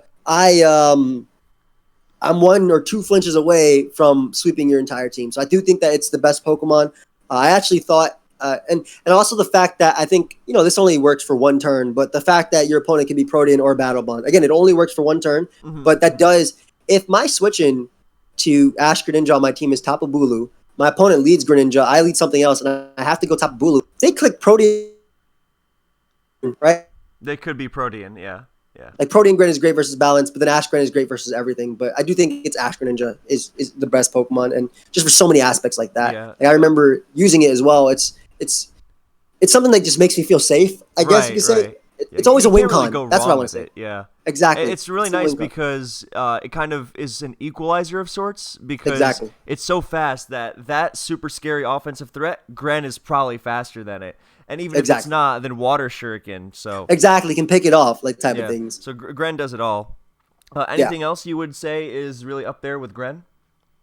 I want to say Kartana too. Really? Now I don't think it's best. I think Kartana's top 5, top 10. Well, not Uh, like the best, but up there. up there. I mean, if I'm talking about like best in terms of Z moves, I'll probably put Heatran up there too, obviously, right? Hmm. But I think Kartana with Z moves is nasty, right? Not only like again, we talked about it earlier for a little bit, but Zapdos and Torn are probably defensive answers to it, right? Skarmory is a defensive answer to it too. And Skarmory might die to all out pummeling at +2, which And is like really Celesteela rare. and stuff too. Exactly. Celesteela as well. But they can die to Z moves. And obviously in that regard too, I mean, you just pair it with Magnezone. But I don't want to say that this Pokemon's broken because of what you can pair it with. No. I think just the fact that it can break through its counters on its own, or even the fact that Beast Boost, I think Beast Boost makes it a little bit too much in terms of like, you'll see those teams with Bandit or Leftovers Bulu plus Scarf Kartana. You're giving this Pokemon a Choice Band Leaf Blade, right? You're giving it a Choice Band Leaf Blade and a Choice Scarf. I have to keep my Tornadus at 90% the entire game to not be 2-hit KO'd. But Tornadus is my defogger. What do I do? Like, that mon is... It's crazy. Yeah, nothing feels better than having a banded Kartana. Yes. Oh, That mon just kills things, with dude. knockoff, it's so ridiculous. It's They crazy. do like 90% to everything. It's When you free. knock off a Celesteela, that's just one of the best feelings They're ever. dead. They're dead. Yeah, That's pretty it. much. They're dead. But I definitely put Card up there. Yeah. All right. Anything else you think is really running the metagame besides Gren and Cart? And I mean, Torn is really important, but like it's Obviously, not one Torn, of the. It's not like one of the best Pokemon around, you know. I can't say it without saying the broken Pokemon next. I think Magearna Yeah. is. Gears. So Gears big. I'll just say it. So Magearna is my broken Pokemon for it. And I just think Z moves have a ton to do with that, right? This Pokemon is already so good in what it can do, so versatile, right? You can run Assault Vest and take 2 modest specs Hydro Pumps from Kingdra in the rain, all right? You can get Volt Switch from Momentum, right? And Ice Beam Landorus if they try and pivot in, or HP Fire Ferrothorn, or Focus Blast Heatran, right? Or you can run a Shift Gear set and completely sweep your opponent's team with the right Z move, Twinkle Tackle, All Out Pummeling, Gigable Havoc, respectively. Twinkle Tackle is crazy because even if you have a quote-unquote resist, then no, you don't. It's dead. Boy, doesn't mind. And if you sack against it, then you give it a boost, even if it dies to rocks. Unlike exactly, Ninja, that's the big thing too. Yeah. That's the big thing too. Soul Heart is also broken. But then there's also, Calm Mind Plane Split can 1v1 stall with Z moves, right? Or then you have the Heart Swap, Flash Cannon, Pain Split. I love those defensive sets. They're so nice. Yeah. That beats Magearna. That beats Reuniclus, right? Or beats Clefable. Or that set also works in Ubers as well. It beats Geomancy Xerneas. Or then, even then, on top of that, there's also really weird unconventional sets too that have actually used success. Scarf can pick up some surprise KOs despite being really slow and weak. And Specs, I recently clicked Specs Flurkin. I had Magearna out versus Pelipper, and I clicked Specs Focus Blast. Ferrothorn died. I clicked Specs Flare Cannon later. Mega Swampert died from full. It has this vibe, but the big thing is the Z moves is the one that puts it over the edge. Mm-hmm. And I think it's just so scary because you're really limited in what can beat it, right? I know there's a lot of Pokemon that, a game plan is you wear down your opponent's answers and you win. That's basic Pokemon, right? I wear down my opponent's answers to Gyarados. I wear down Rotom, get it to 40%. I win with Dragon Dance Gyarados at +1. But Magearna is the type of mon that can do that without any chip because of Z moves, right? Mm-hmm. And on balanced builds, what do you check it with? Oh, if Ferrothorn's your answer, well, you lose to All Out Pummeling. Oh, Heatran's your answer, you lose to All Out Pummeling. Oh, you want to scout for All Out Pummeling, and they end up going for Calm Mind as you double? And the fact that it's just getting a boost. The fact that it's getting a boost on sacks. And they can just go for Shift Gear to raise the speed. Luckily, it's not faster. If it was any faster, it'd be scary. Yeah.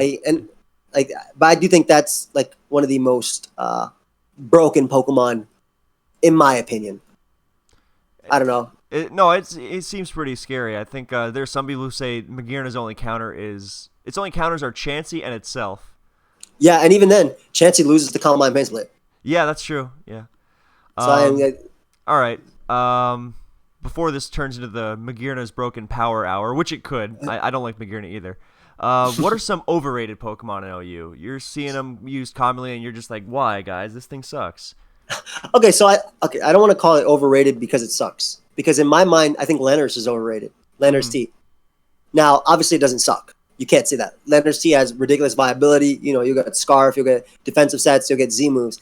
But I don't think I don't remember you even get Rock Polish one, right? But I don't remember the last time that I was like, oh man, I'm going to lose to Landorus at this point, right? It just offers so much utility that it's great in that regard. But in terms of overrated, I don't think it's as you'll see comments from maybe newer players, even players who've been playing for a while.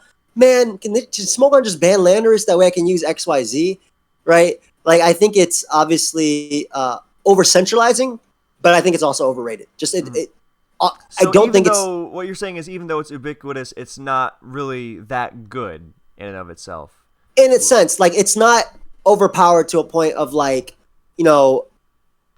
Mega Metacham or a Mega Mawile, right? Type of thing, right? It's not claiming a KO every single time it comes in. And granted, Z-Moves and Z-Fly can beat Bulu, things like that. Z-Ground is something I've ran to. Constant Crush. It's good. But I don't think it's I don't think it runs the metagame in terms of that. It obviously has the most usage because it provides the most utility, can do everything we need. But I don't think it's top tier. Okay. As in the number one, number two. I don't think it's there. Obviously it has number one usage, but it's not there in my opinion. If I see team preview and I see a Magearna and Greninja and Landorus, I'm more scared of Magearna and Greninja than I am of Landorus. Right. Right. So it's not really a threat. Exactly. Se. Yeah. Okay. It can be, obviously, if I get rid of everything and then he can Earthquake, Scar, Sweep me. That's more so me playing terribly than anything else. Yeah. Another, I think, overrated. I don't want to say overrated because I don't think it is, but I don't know. I don't think Scizor is good. Really? Mega Scizor? I think was telling me about how good he thinks it is, actually. I think we definitely we obviously have different opinions, but because of what's ran in the meta, right? Because you have Kartana, Toxapex, people run Zapdos. Even in World Cup, I was running Heat Wave on my Tornadus, right? Or because of Toxapex, Scizor cannot win. Because of Lele, you can't Bullet Punch. And because Celesteela had hard walls, or Heatran being so possible, or like Heatran being so common, it breaks through. I don't think it's as great as people perceive it to be. Mm-hmm. I think even Magnezone is pretty common for Celesteela and Kartana. Exactly. And Parathorn, or even like Magirna can even break Scizor if need be. That's crazy, right? Like I don't think it's a shame because I think that mon's amazing in itself, right? It's amazing in itself, but I don't think it's as good as people may perceive it to be. But I mean, it's going to stay OU obviously for a reason. It has nice defensive utility. But there's a lot of I feel like Scizor's one of those Pokemon that's like, yeah, you can go for U-turn, but most of the time you're forced to roost, so that way your opponents can't like beat you later with their check type of thing. So that's Do you think it's a better defogger than SD Sweeper? That's tough because I feel like I don't like it as defogger either. Mm-hmm. Not as your like only defogger, but yeah. Do you think? I think so. Since you're not going to be sweeping with Swords Dance, you may as well just throw on another defogger. I'm saying, my favorite set, and it sounds really bad, but it's like knockoff U-turn Bullet Punch Roost. That doesn't sound too bad. Oh, I guess maybe Pursuit might not be bad on it either. Yeah. But the goal of it is to chip everything. I think SD knockoff is one of my favorite sets though, as well. But I don't remember the last time I've seen a sweep with Scizor. Sure, right? Sure. That's why I think about that. That mono in particular, though. Okay. Underrated Pokemon. So 2 that come to mind. Okay, 3 that come to mind. Scarf Superior. So, sorry. Go back to Overrated. Bulu as well. Overrated, hit me. Bulu, Tapu Bulu. Really? This is a very popular overrated pick, and I just don't see it.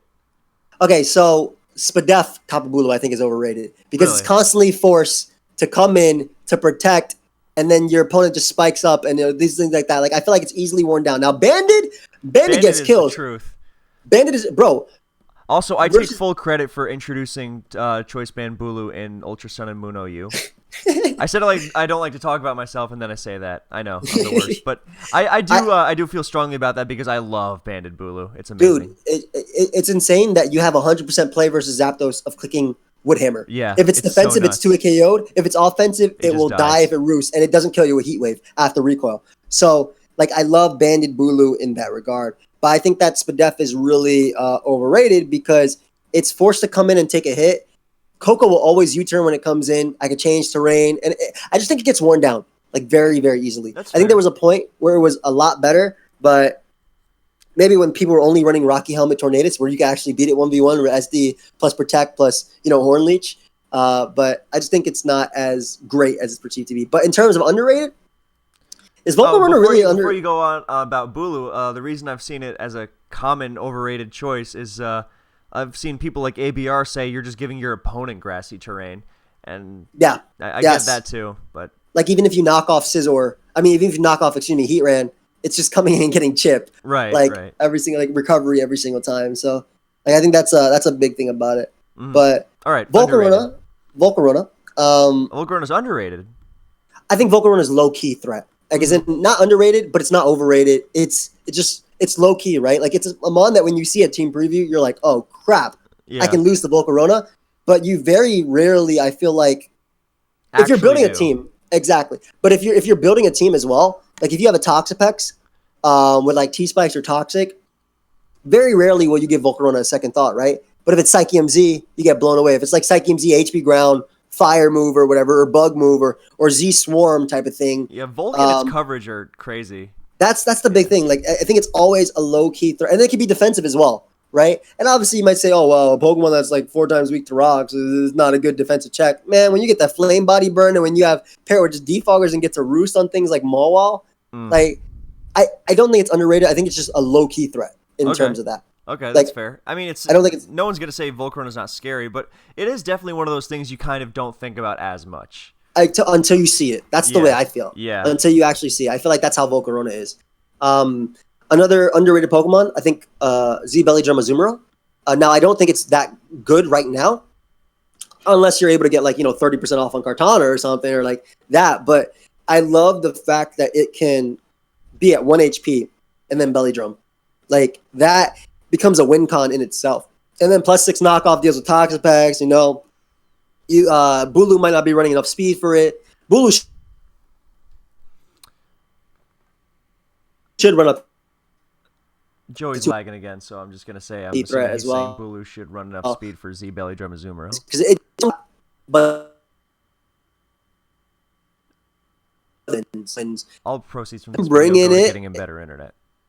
and like if I knocked it off earlier with Carton, I can Z Belly Drum and then sweep from there. Like I obviously you can know again you could say that about, but I do think that mon is last superior, choice scarf superior. Wait, go back. You cut out for a while there. So wait, Kev, you can hear? Okay, yeah, choice scarf superior. No, I think it was about Z Drum Azumarill. You think it's good or? Yes, yes, I think that. Okay, so I think that it's another low key threat, but I think that Azu is also 9 times out of 10 not gonna do anything. Mm-hmm. But when you get that one, okay, maybe not 9 times out of 10. I think like 7 out of 10, it's not gonna do anything. But I believe it's so easy to wear down your opponent to a point of Z Belly Drum Azu sweeping, and like the fact that it.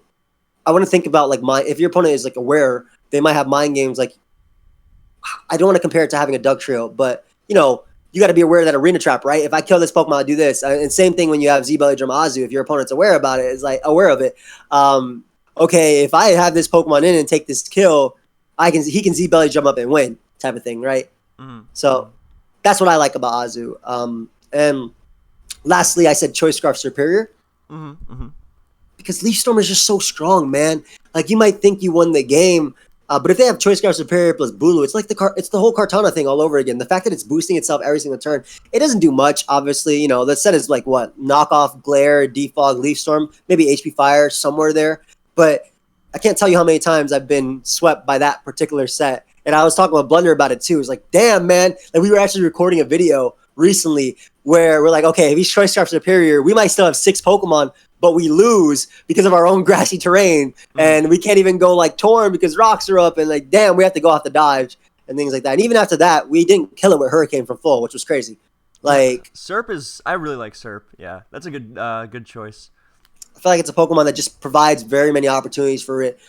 Scarf has a chance of winning. Subseed is annoying too. Like have you? I don't know if you've seen the Stallbreaker set with like Taunt Leaf Storm. Yeah, the taunt's really dirty. Especially because it can like knock off and leech seed and just exactly be leech is the big one. Yeah. It's I think that's a nasty Pokemon. It's one of those random Pokemon that you feel good about yourself when you load up stall. You're like, yeah, this guy's not gonna be able to break it, and then you just can't do anything to it. You have no offense. You're just like, exactly. Why? What's the point of life? Yeah, it's just really good. Yeah. All right. How would you fix the metagame if you could? Ban Magirna, I assume. I think we need complex bans. And like no Z move on this Pokemon? Ban Z moves on specific Pokemon, yes. I do think that would at least help in terms of like figuring out what the hell that Mon can do, right?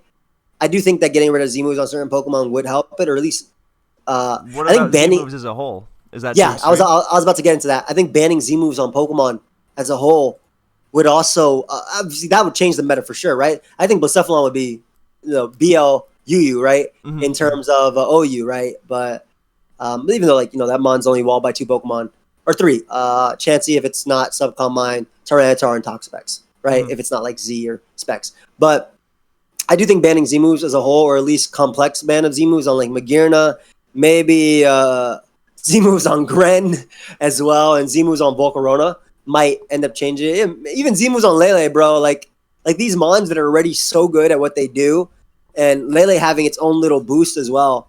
I do think that would quote unquote fix it. But I mean, you could argue as well. Like I know there are people like ABR, for instance, who say OU's stable, OU's good right now, and that's fair. But I just personally, I don't see it. That's not a bad opinion to have. As long as I think any opinion generally is fine as long as you have valid reasoning backing it up, and you have that. So,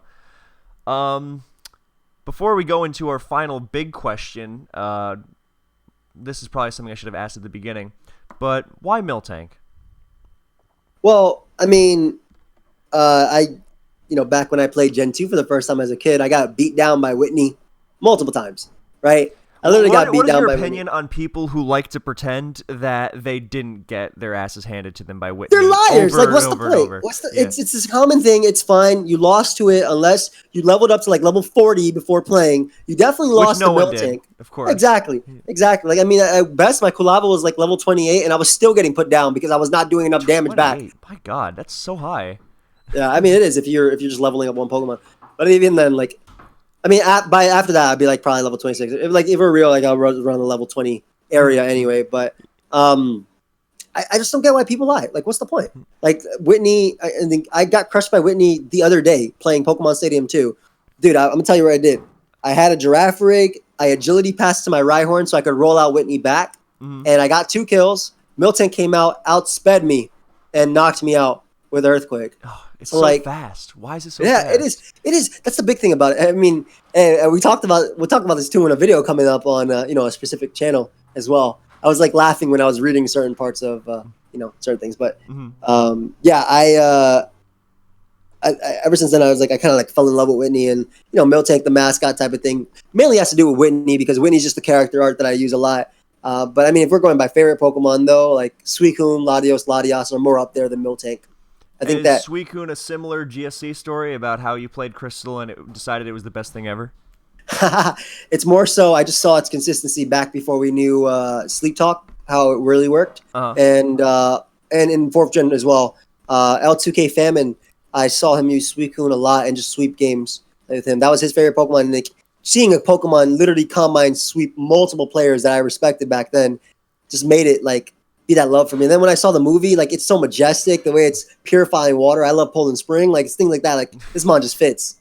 This video is totally not sponsored by Poland Spring, I swear. It's not. But yeah, that's pretty cool. So you would say it's more your favorite because of how good it was competitively. Yes, that's it's that cool.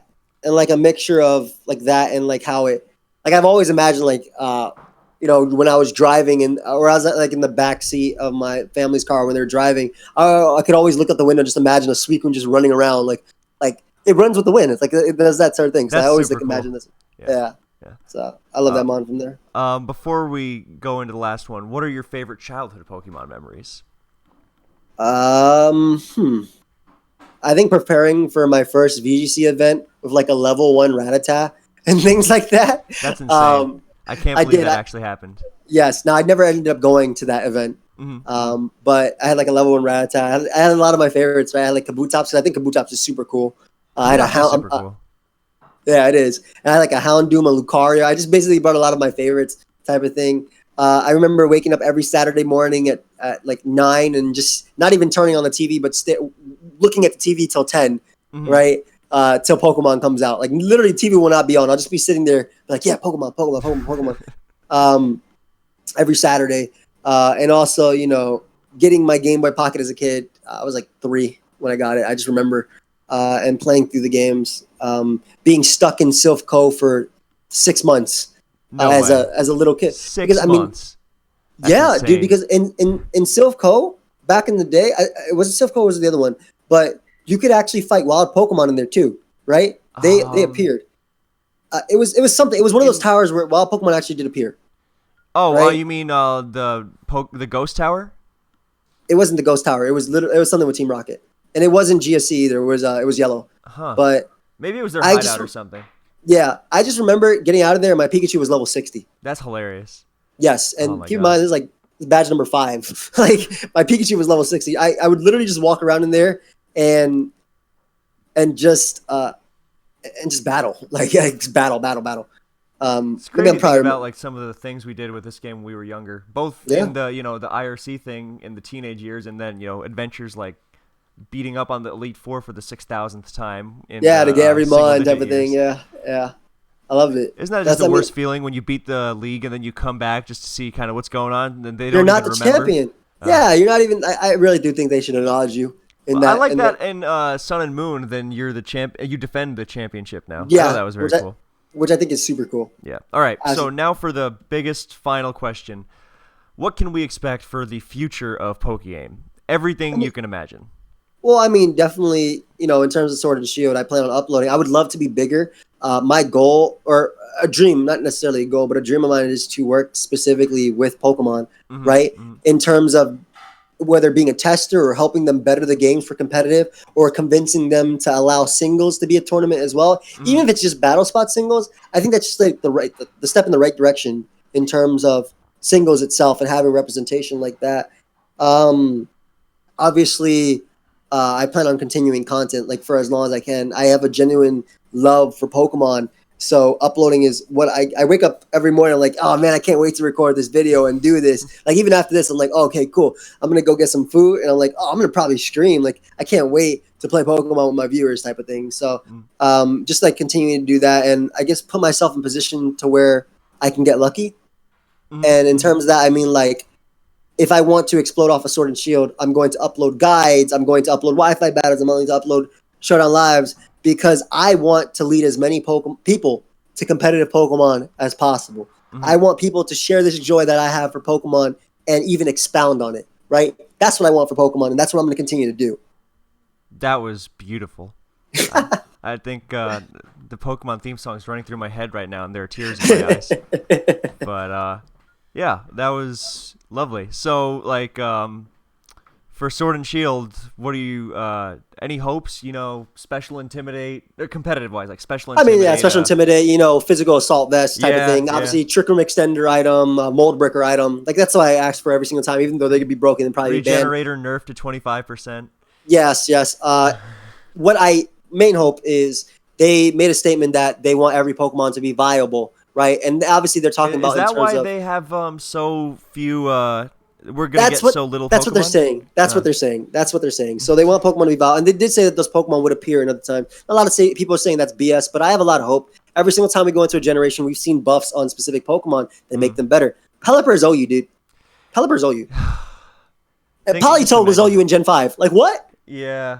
I hope they give some really... You know what I would really love? I would love Luxray to be just awesome. Yeah, Luxray. Luxray is a big one. Maybe part dark typing. I would like Spinda. Spinda's a big one that I actually think of. Like, you know what I'm looking forward to? I'm looking forward to Landorus and Gliscor not being pains in the ass anymore. I'm so sick of their ground flying just everywhere, every gen for the last 4 gens. Hey, I mean, who knows? They are saying that potentially a lot of legends are going to be lost. Oh, but good. That's what people are speculating though, because that makes the most sense in terms of what should come over and what shouldn't. But it's weird because I like. Have you ever played Ruby Sapphire 200 before Emerald? Yeah. Yes. Super fun, right? Yes. I like the idea of that. Maybe not permanently, but a limited meta. Yeah. I think a limited meta. So what I'm excited for Showdown is I play card games. And they have limited metas, and then they have legacy metas. Legacy metas are everything allowed. Limited metas is whatever's in the current format. I think that'd be really cool for Pokemon, especially because I believe the way that they want to do it is that there'll be the Pokemon in the game, but then certain Pokemon can only come in through raids. So imagine, you remember when we got Volcanion, right? But we got it at the end of Oras, so it wasn't that huge of an impact. But imagine drops like that every month, where it just changes the meta a little bit, but makes it more exciting, or like every 3 months type of thing, right? Where a new Pokemon is added in. Now, obviously, that could be a little bit scary. Yeah, I don't think I'd want a Volcanion every month, Yeah, but I mean, it wouldn't be like that. I don't think it'd be to that extent. It'd be more like Pokemon, like maybe we won't have Weavile. Well, we do have Weavile, but I'll use Weavile as an example. Maybe we don't have Weavile initially, but month 3, Weavile comes out and like, oh wow, so this Salamence isn't as great anymore. Yeah, we kind of had that in Sun and Moon, didn't we? When they slowly released all the megas. Yeah. Exactly. And then Zeraora, which is terrible. Is Zeraora even good in UU? It's okay. It's okay. That's depressing. It's okay, but like it's just things like that. I just think that instead of having one stable meta for 2 years, because it gets boring, in my opinion. That can get boring. I think that having something to shake it up, even just a little bit, would be a lot of fun. That's why I'm also a big fan of, potentially, I like the way UU does it, right? They ban something initially and then they test it in. I wish OU did a little bit more of that. I like that too, but OU is like I don't particularly agree with this, but the idea is that it's the flagship tier, so we can't really mess with it as much, and UU is more of a side thing, so I don't know. I don't agree with it either, but I understand like why they want to do it, because OU is like the main one that is shown. Even though it's funny because Random Battles is the most popular one of all time, but That's why you'll see people on the lower ladder of OU use Pokemon that you might see in random battles and just not work, right? Yeah. There, like you'll see them with like a Protect Wormadam with Toxic Stealth Rock or something. But I would still like that. I think going into Sword and Shield as well, in terms of Smogon, don't be afraid to do complex stuff, and don't be afraid to go against the mold, right? Like, don't. Why don't we have Blaze again? Like, what? Yeah, I don't think that's inconsistent too, but I'm not you're preaching to the choir here. I'm not really the guy to convince on that. No. I mean, I've talked to them multiple times about it too, and they're like, "Well, it's easier for new players to understand that Blaziken as a whole is banned instead of doing that." I'm like, but then you banned this in DPP, and then Frostus was banned, but then we brought it back, and then we did this, and then we've had 6 iterations of Baton Pass bans. Like, don't tell me you're not. I never bought into the complex ban as something that's overwhelming because look, if someone wants to play, then they're going to play, even if there's a weird ban. Like, no one has ever gone on Smogon and wanted to play DPP and gone, oh, well, Sandvale's banned, but Snowcloak isn't? Well, I quit. I don't. Yeah, like, exactly. And like, if they do, then, good riddance. Do you really want someone like that playing anyway? That's probably a little mean, but, It's a little bit, but, like, I mean, even ideally they come back and play anyway. But they're going to. That's the whole thing. We have technology now too. It's not like Pokemon Showdown lets you find a ladder game with this. It will tell you, hey, you're missing EVs. Try and put them in. Hey, that's so your useful. Blaziken is that's so exactly nice. Your Blaziken is Speed Boost. You can't use it. Like, I mean, Blaziken would probably be NURU, right? Yeah. But it would also, I think Smogon also had a lot of bad PR. A couple years back. Obviously, we know who I'm talking about. Obviously, right? Yeah. But we made videos on it. But I think one way to get back the people as well, and I think that is something that people should care about, not just this competitive cycle of 100 people playing the same tournament every year, right? Which I dislike, by the way. I really dislike how hard it is to get into something. Like, how I understand you have to prove yourself and you have to do this and that, but it's the same people playing every year. I think it should be easier to be able to break in, like when people like. I don't think anyone should be able to walk in and play because that's obviously ridiculous. Exactly. Like an exclusive tournament, but I think there should be a bigger window to be able to prove yourself. I guess that's why the ladder tournament going on right now, that's why that's so great. Yeah, because I mean, even though it makes the ladder pretty terrible, it's it's ladder anyway. You're not losing much. You'll be able. Hey, I love the ladder, bro. I do that every day. I know, but it's not like you're going on it and you're like, well, this is the pinnacle of Pokemon competition. But then there are people that think that, and like in terms of that, like I feel like Smogon should also try and cater more to the random fan base, the fan base that's casual but wants to get into it. And that's also why I mean, spoilers to everybody listening. I've already told people, like, I'm working on an Ultimate Guide with Kevin. Like, that's the thing. We want to make an Ultimate Guide to competitive that will be easy for like the lower level, like the casual player, to get into competitive, right? The ultimate. If you don't know anything about competitive Pokemon, watch this and you'll know everything. Exactly. But I really do think that, like, step one in that is just come on. I think something that might need to be you might want more incentive, I guess, because we still don't have cash tournaments for whatever reason, and I don't know. I think that would help a lot, and that's why it's just kind of the same people who care about the trophies and the prestige of the competition, and some people are like, well, I might need a little more. That's why I really like the Advanced Kalos tournament that's going on right now, which is pretty much... What's the allowing? What? What's being allowed, or what's being... Oh, no, it's like a standard advanced tournament. This is the third one. Okay. And Linear won the first one. That's how people were like, hey, we should get this guy in SPL. And and then he did really well. Like, yeah, he won the first and made finals of the second. So that's why people really were like, hey, I want this guy playing advanced in SPL. Yeah, like side tournaments that are respected, I think, is a big thing. Pretty much exactly that. Yeah, because, like, I mean, like, you have the tournament sub for him, but, like, nobody cares if you won the Happini OU tournament, right? But, like, what a great example, Happini. No, I know. Do you remember that classic Dangerous 36M video where he has a full baton pass chain and passes to a Happini and then sweeps the other guy's team? Yes, I do. What a classic. Anyway, yeah, I was talking with a False Swipe about this recently, about how, like, competitive could be so much bigger, because right now it's pretty much the competitive scene is kind of stagnant insofar as it's not being supported in its growth. Yes. And I think something like making it official with TPCI would be amazing because we have like 4v4 level 50 doubles, I just assume, because it takes a shorter amount of time. But I mean, we have live tournaments that are done in 2 hours. Yeah, and there's Yeah, and there, I mean singles with people they using even stall. yeah, So and they also have Battle Spot too, dude. Like yeah, Battle Spot is literally on Pokemon itself, and that's also its own metagame. I don't understand. Like I'm not. I love doubles. I think it's actually really I think doubles is interesting. interesting, but I think there needs to be something for singles as well. I do as Especially well. I because do. maybe it's just the animations that drag it down so much. But tone those down. Don't have things like Brave Bird Talonflame being a viable timer stall option. Oh my god, I can't believe that's a thing.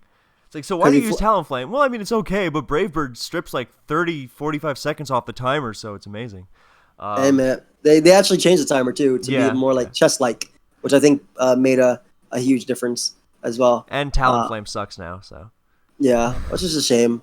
But I would also like that's another thing, like more buffs and nerfs throughout, like DLC buffs and nerfs, as Uh, in so don't make me like wait an entire we're not generation. playing. So we're not just using like Lando and Gliscor, the metagame volume 5. Yes, Yeah. exactly. Where I mean, I'm sure. I feel like maybe like, buffs and nerfs typically come from. A lot of them come from how.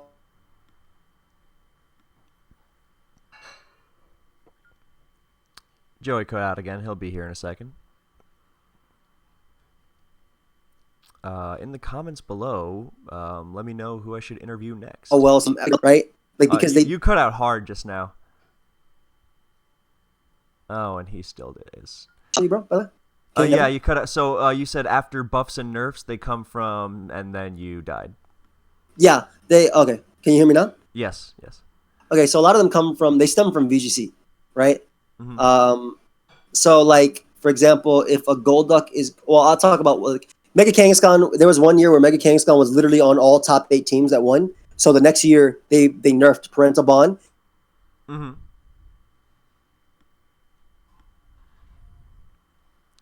And they also nerfed like the aerialate and pixelate abilities once Joey comes back because Mega Men's is just nuts. So,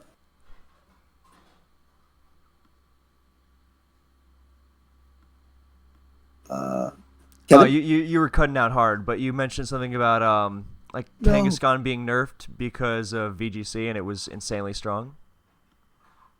Yes, I hear you, but you're lagging too. The tale of two internets. Hold on. All right, should be good now. Let me refresh this real quick.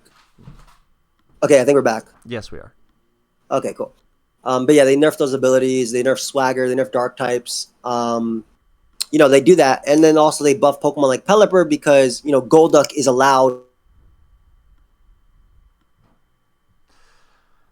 All proceeds from this video go to fixing our internet connections, and by that I mean all in. $2 and So 30 cents. no. Yeah, we're almost at the end anyway. Let's fight through it. Okay. Did you get any of that? Kangaskhan got nerfed, and so did Swagger and Dark types. But did you get why they buffed Mons too, or no? Pelipper, something about Golduck. Yeah, Pelipper was buffed for Drizzle because Golduck was available in the Pokedex, and they wanted it to have a chance to shine, type of thing. So Golduck having Swift Swim meant that Pelipper could get Drizzle, type of thing. So That's it's kinda cool. typically catered towards VGC. Yeah. But I would love if they make a change where it's catered, where they acknowledge singles, if you Mhm. think about it, and also I'm sure like some battle spot usage does make a difference, but also give us DLC buffs during a season instead of having to wait for a new game. Mm-hmm. Mm-hmm. I think that'd be the best. Yeah. That's what I was trying to say. Yeah. Anyway, The 6v6 level 100 singles just seems like the most ideal form. Like that's the highest form of Pokemon. So I just think that's what the game should be, rather than this kind of neutered version of it, just for the sake of convenience. Because it very easily could be at this highest level with your 6v6 one-on-one level 100s, but I don't know, maybe it's too intimidating or something for like the younger player base or something, but I don't think so. It's never been easier to train up your Pokemon than now, as far as I know. So I mean, it's also the fact that like It's never been easier. But also the fact that like, in terms of wanting people to watch it, Mhm. you know, I wouldn't want to watch somebody switching back and forth between Celesteela and Toxapex, and like Yeah. having the commentators as well. Like Well, that's he why you need switches good into regenerator. commentators. But I mean, you do need to have some sort of timer limit. I mean, even Smogon Tour, it's 15 minutes per round, and once you get past that, and if it's clear the game's not ending in a couple turns, then that's when it starts to get called. So that's why people can't just spam stall all the time. Yeah. So like having something like that, I think. Would be I good. think like there are measures you can take so that games aren't taken forever. So I mean, No, it's think about lagging our again. average Wi-Fi battle from the Gen 4 days. They didn't take that long. So, and if you just like don't go overboard with the animations and make the HP bars go down quickly, then all's well. Please stop. That wasn't getting caught much, but we're pretty much on our last legs here anyway.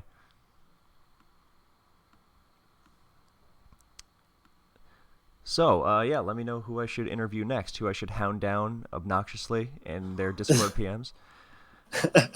Oh, you're back. Okay. I've just For been most filling of the those. silence. Yeah. Okay. So we're pretty much on our last legs here anyway. So, any closing comments on future pokeaim, or then anything else you'd want to mention in general? I mean, I'm excited to work with you in furthering competitive Pokemon. That's it. Oh, that's the dream. Oh, see, Mom, I am a real Pokemon trainer. It is a thing that exists. I'm not wasting my life. Hey, winning VGC one day would also be Oh, make me really that'd happy. be pretty cool. Once it's singles, because doubles. What's crazy is I love Pokemon Coliseum. I think it's possibly the best Pokemon game behind like Crystal, and it's all doubles, and I think that's really cool. But competitive wise, it just yikes. Yeah, Anyway, I agree. yeah. All right. So your closing statement. Well, I hope everybody who listened to this enjoyed it. I do apologize for the lag in between, but that's Discord and whatnot. But Yeah. you can watch Pokemon if you care on my channel. I'll Mhm. always be uploading it, and definitely watch more of Kevin's videos. Has a brilliant mind and really puts it to work here. So And he's that's all I also have to really hungry, so please help him eat. say. Yeah. Oh, me too, dude. I'm starving, man. This is Oh. 2 hours. We are at a minute. We are at an hour 55, about to be 56 minutes. All right, Oof. so thanks guys for watching. I hope you enjoyed, and I will catch you next time.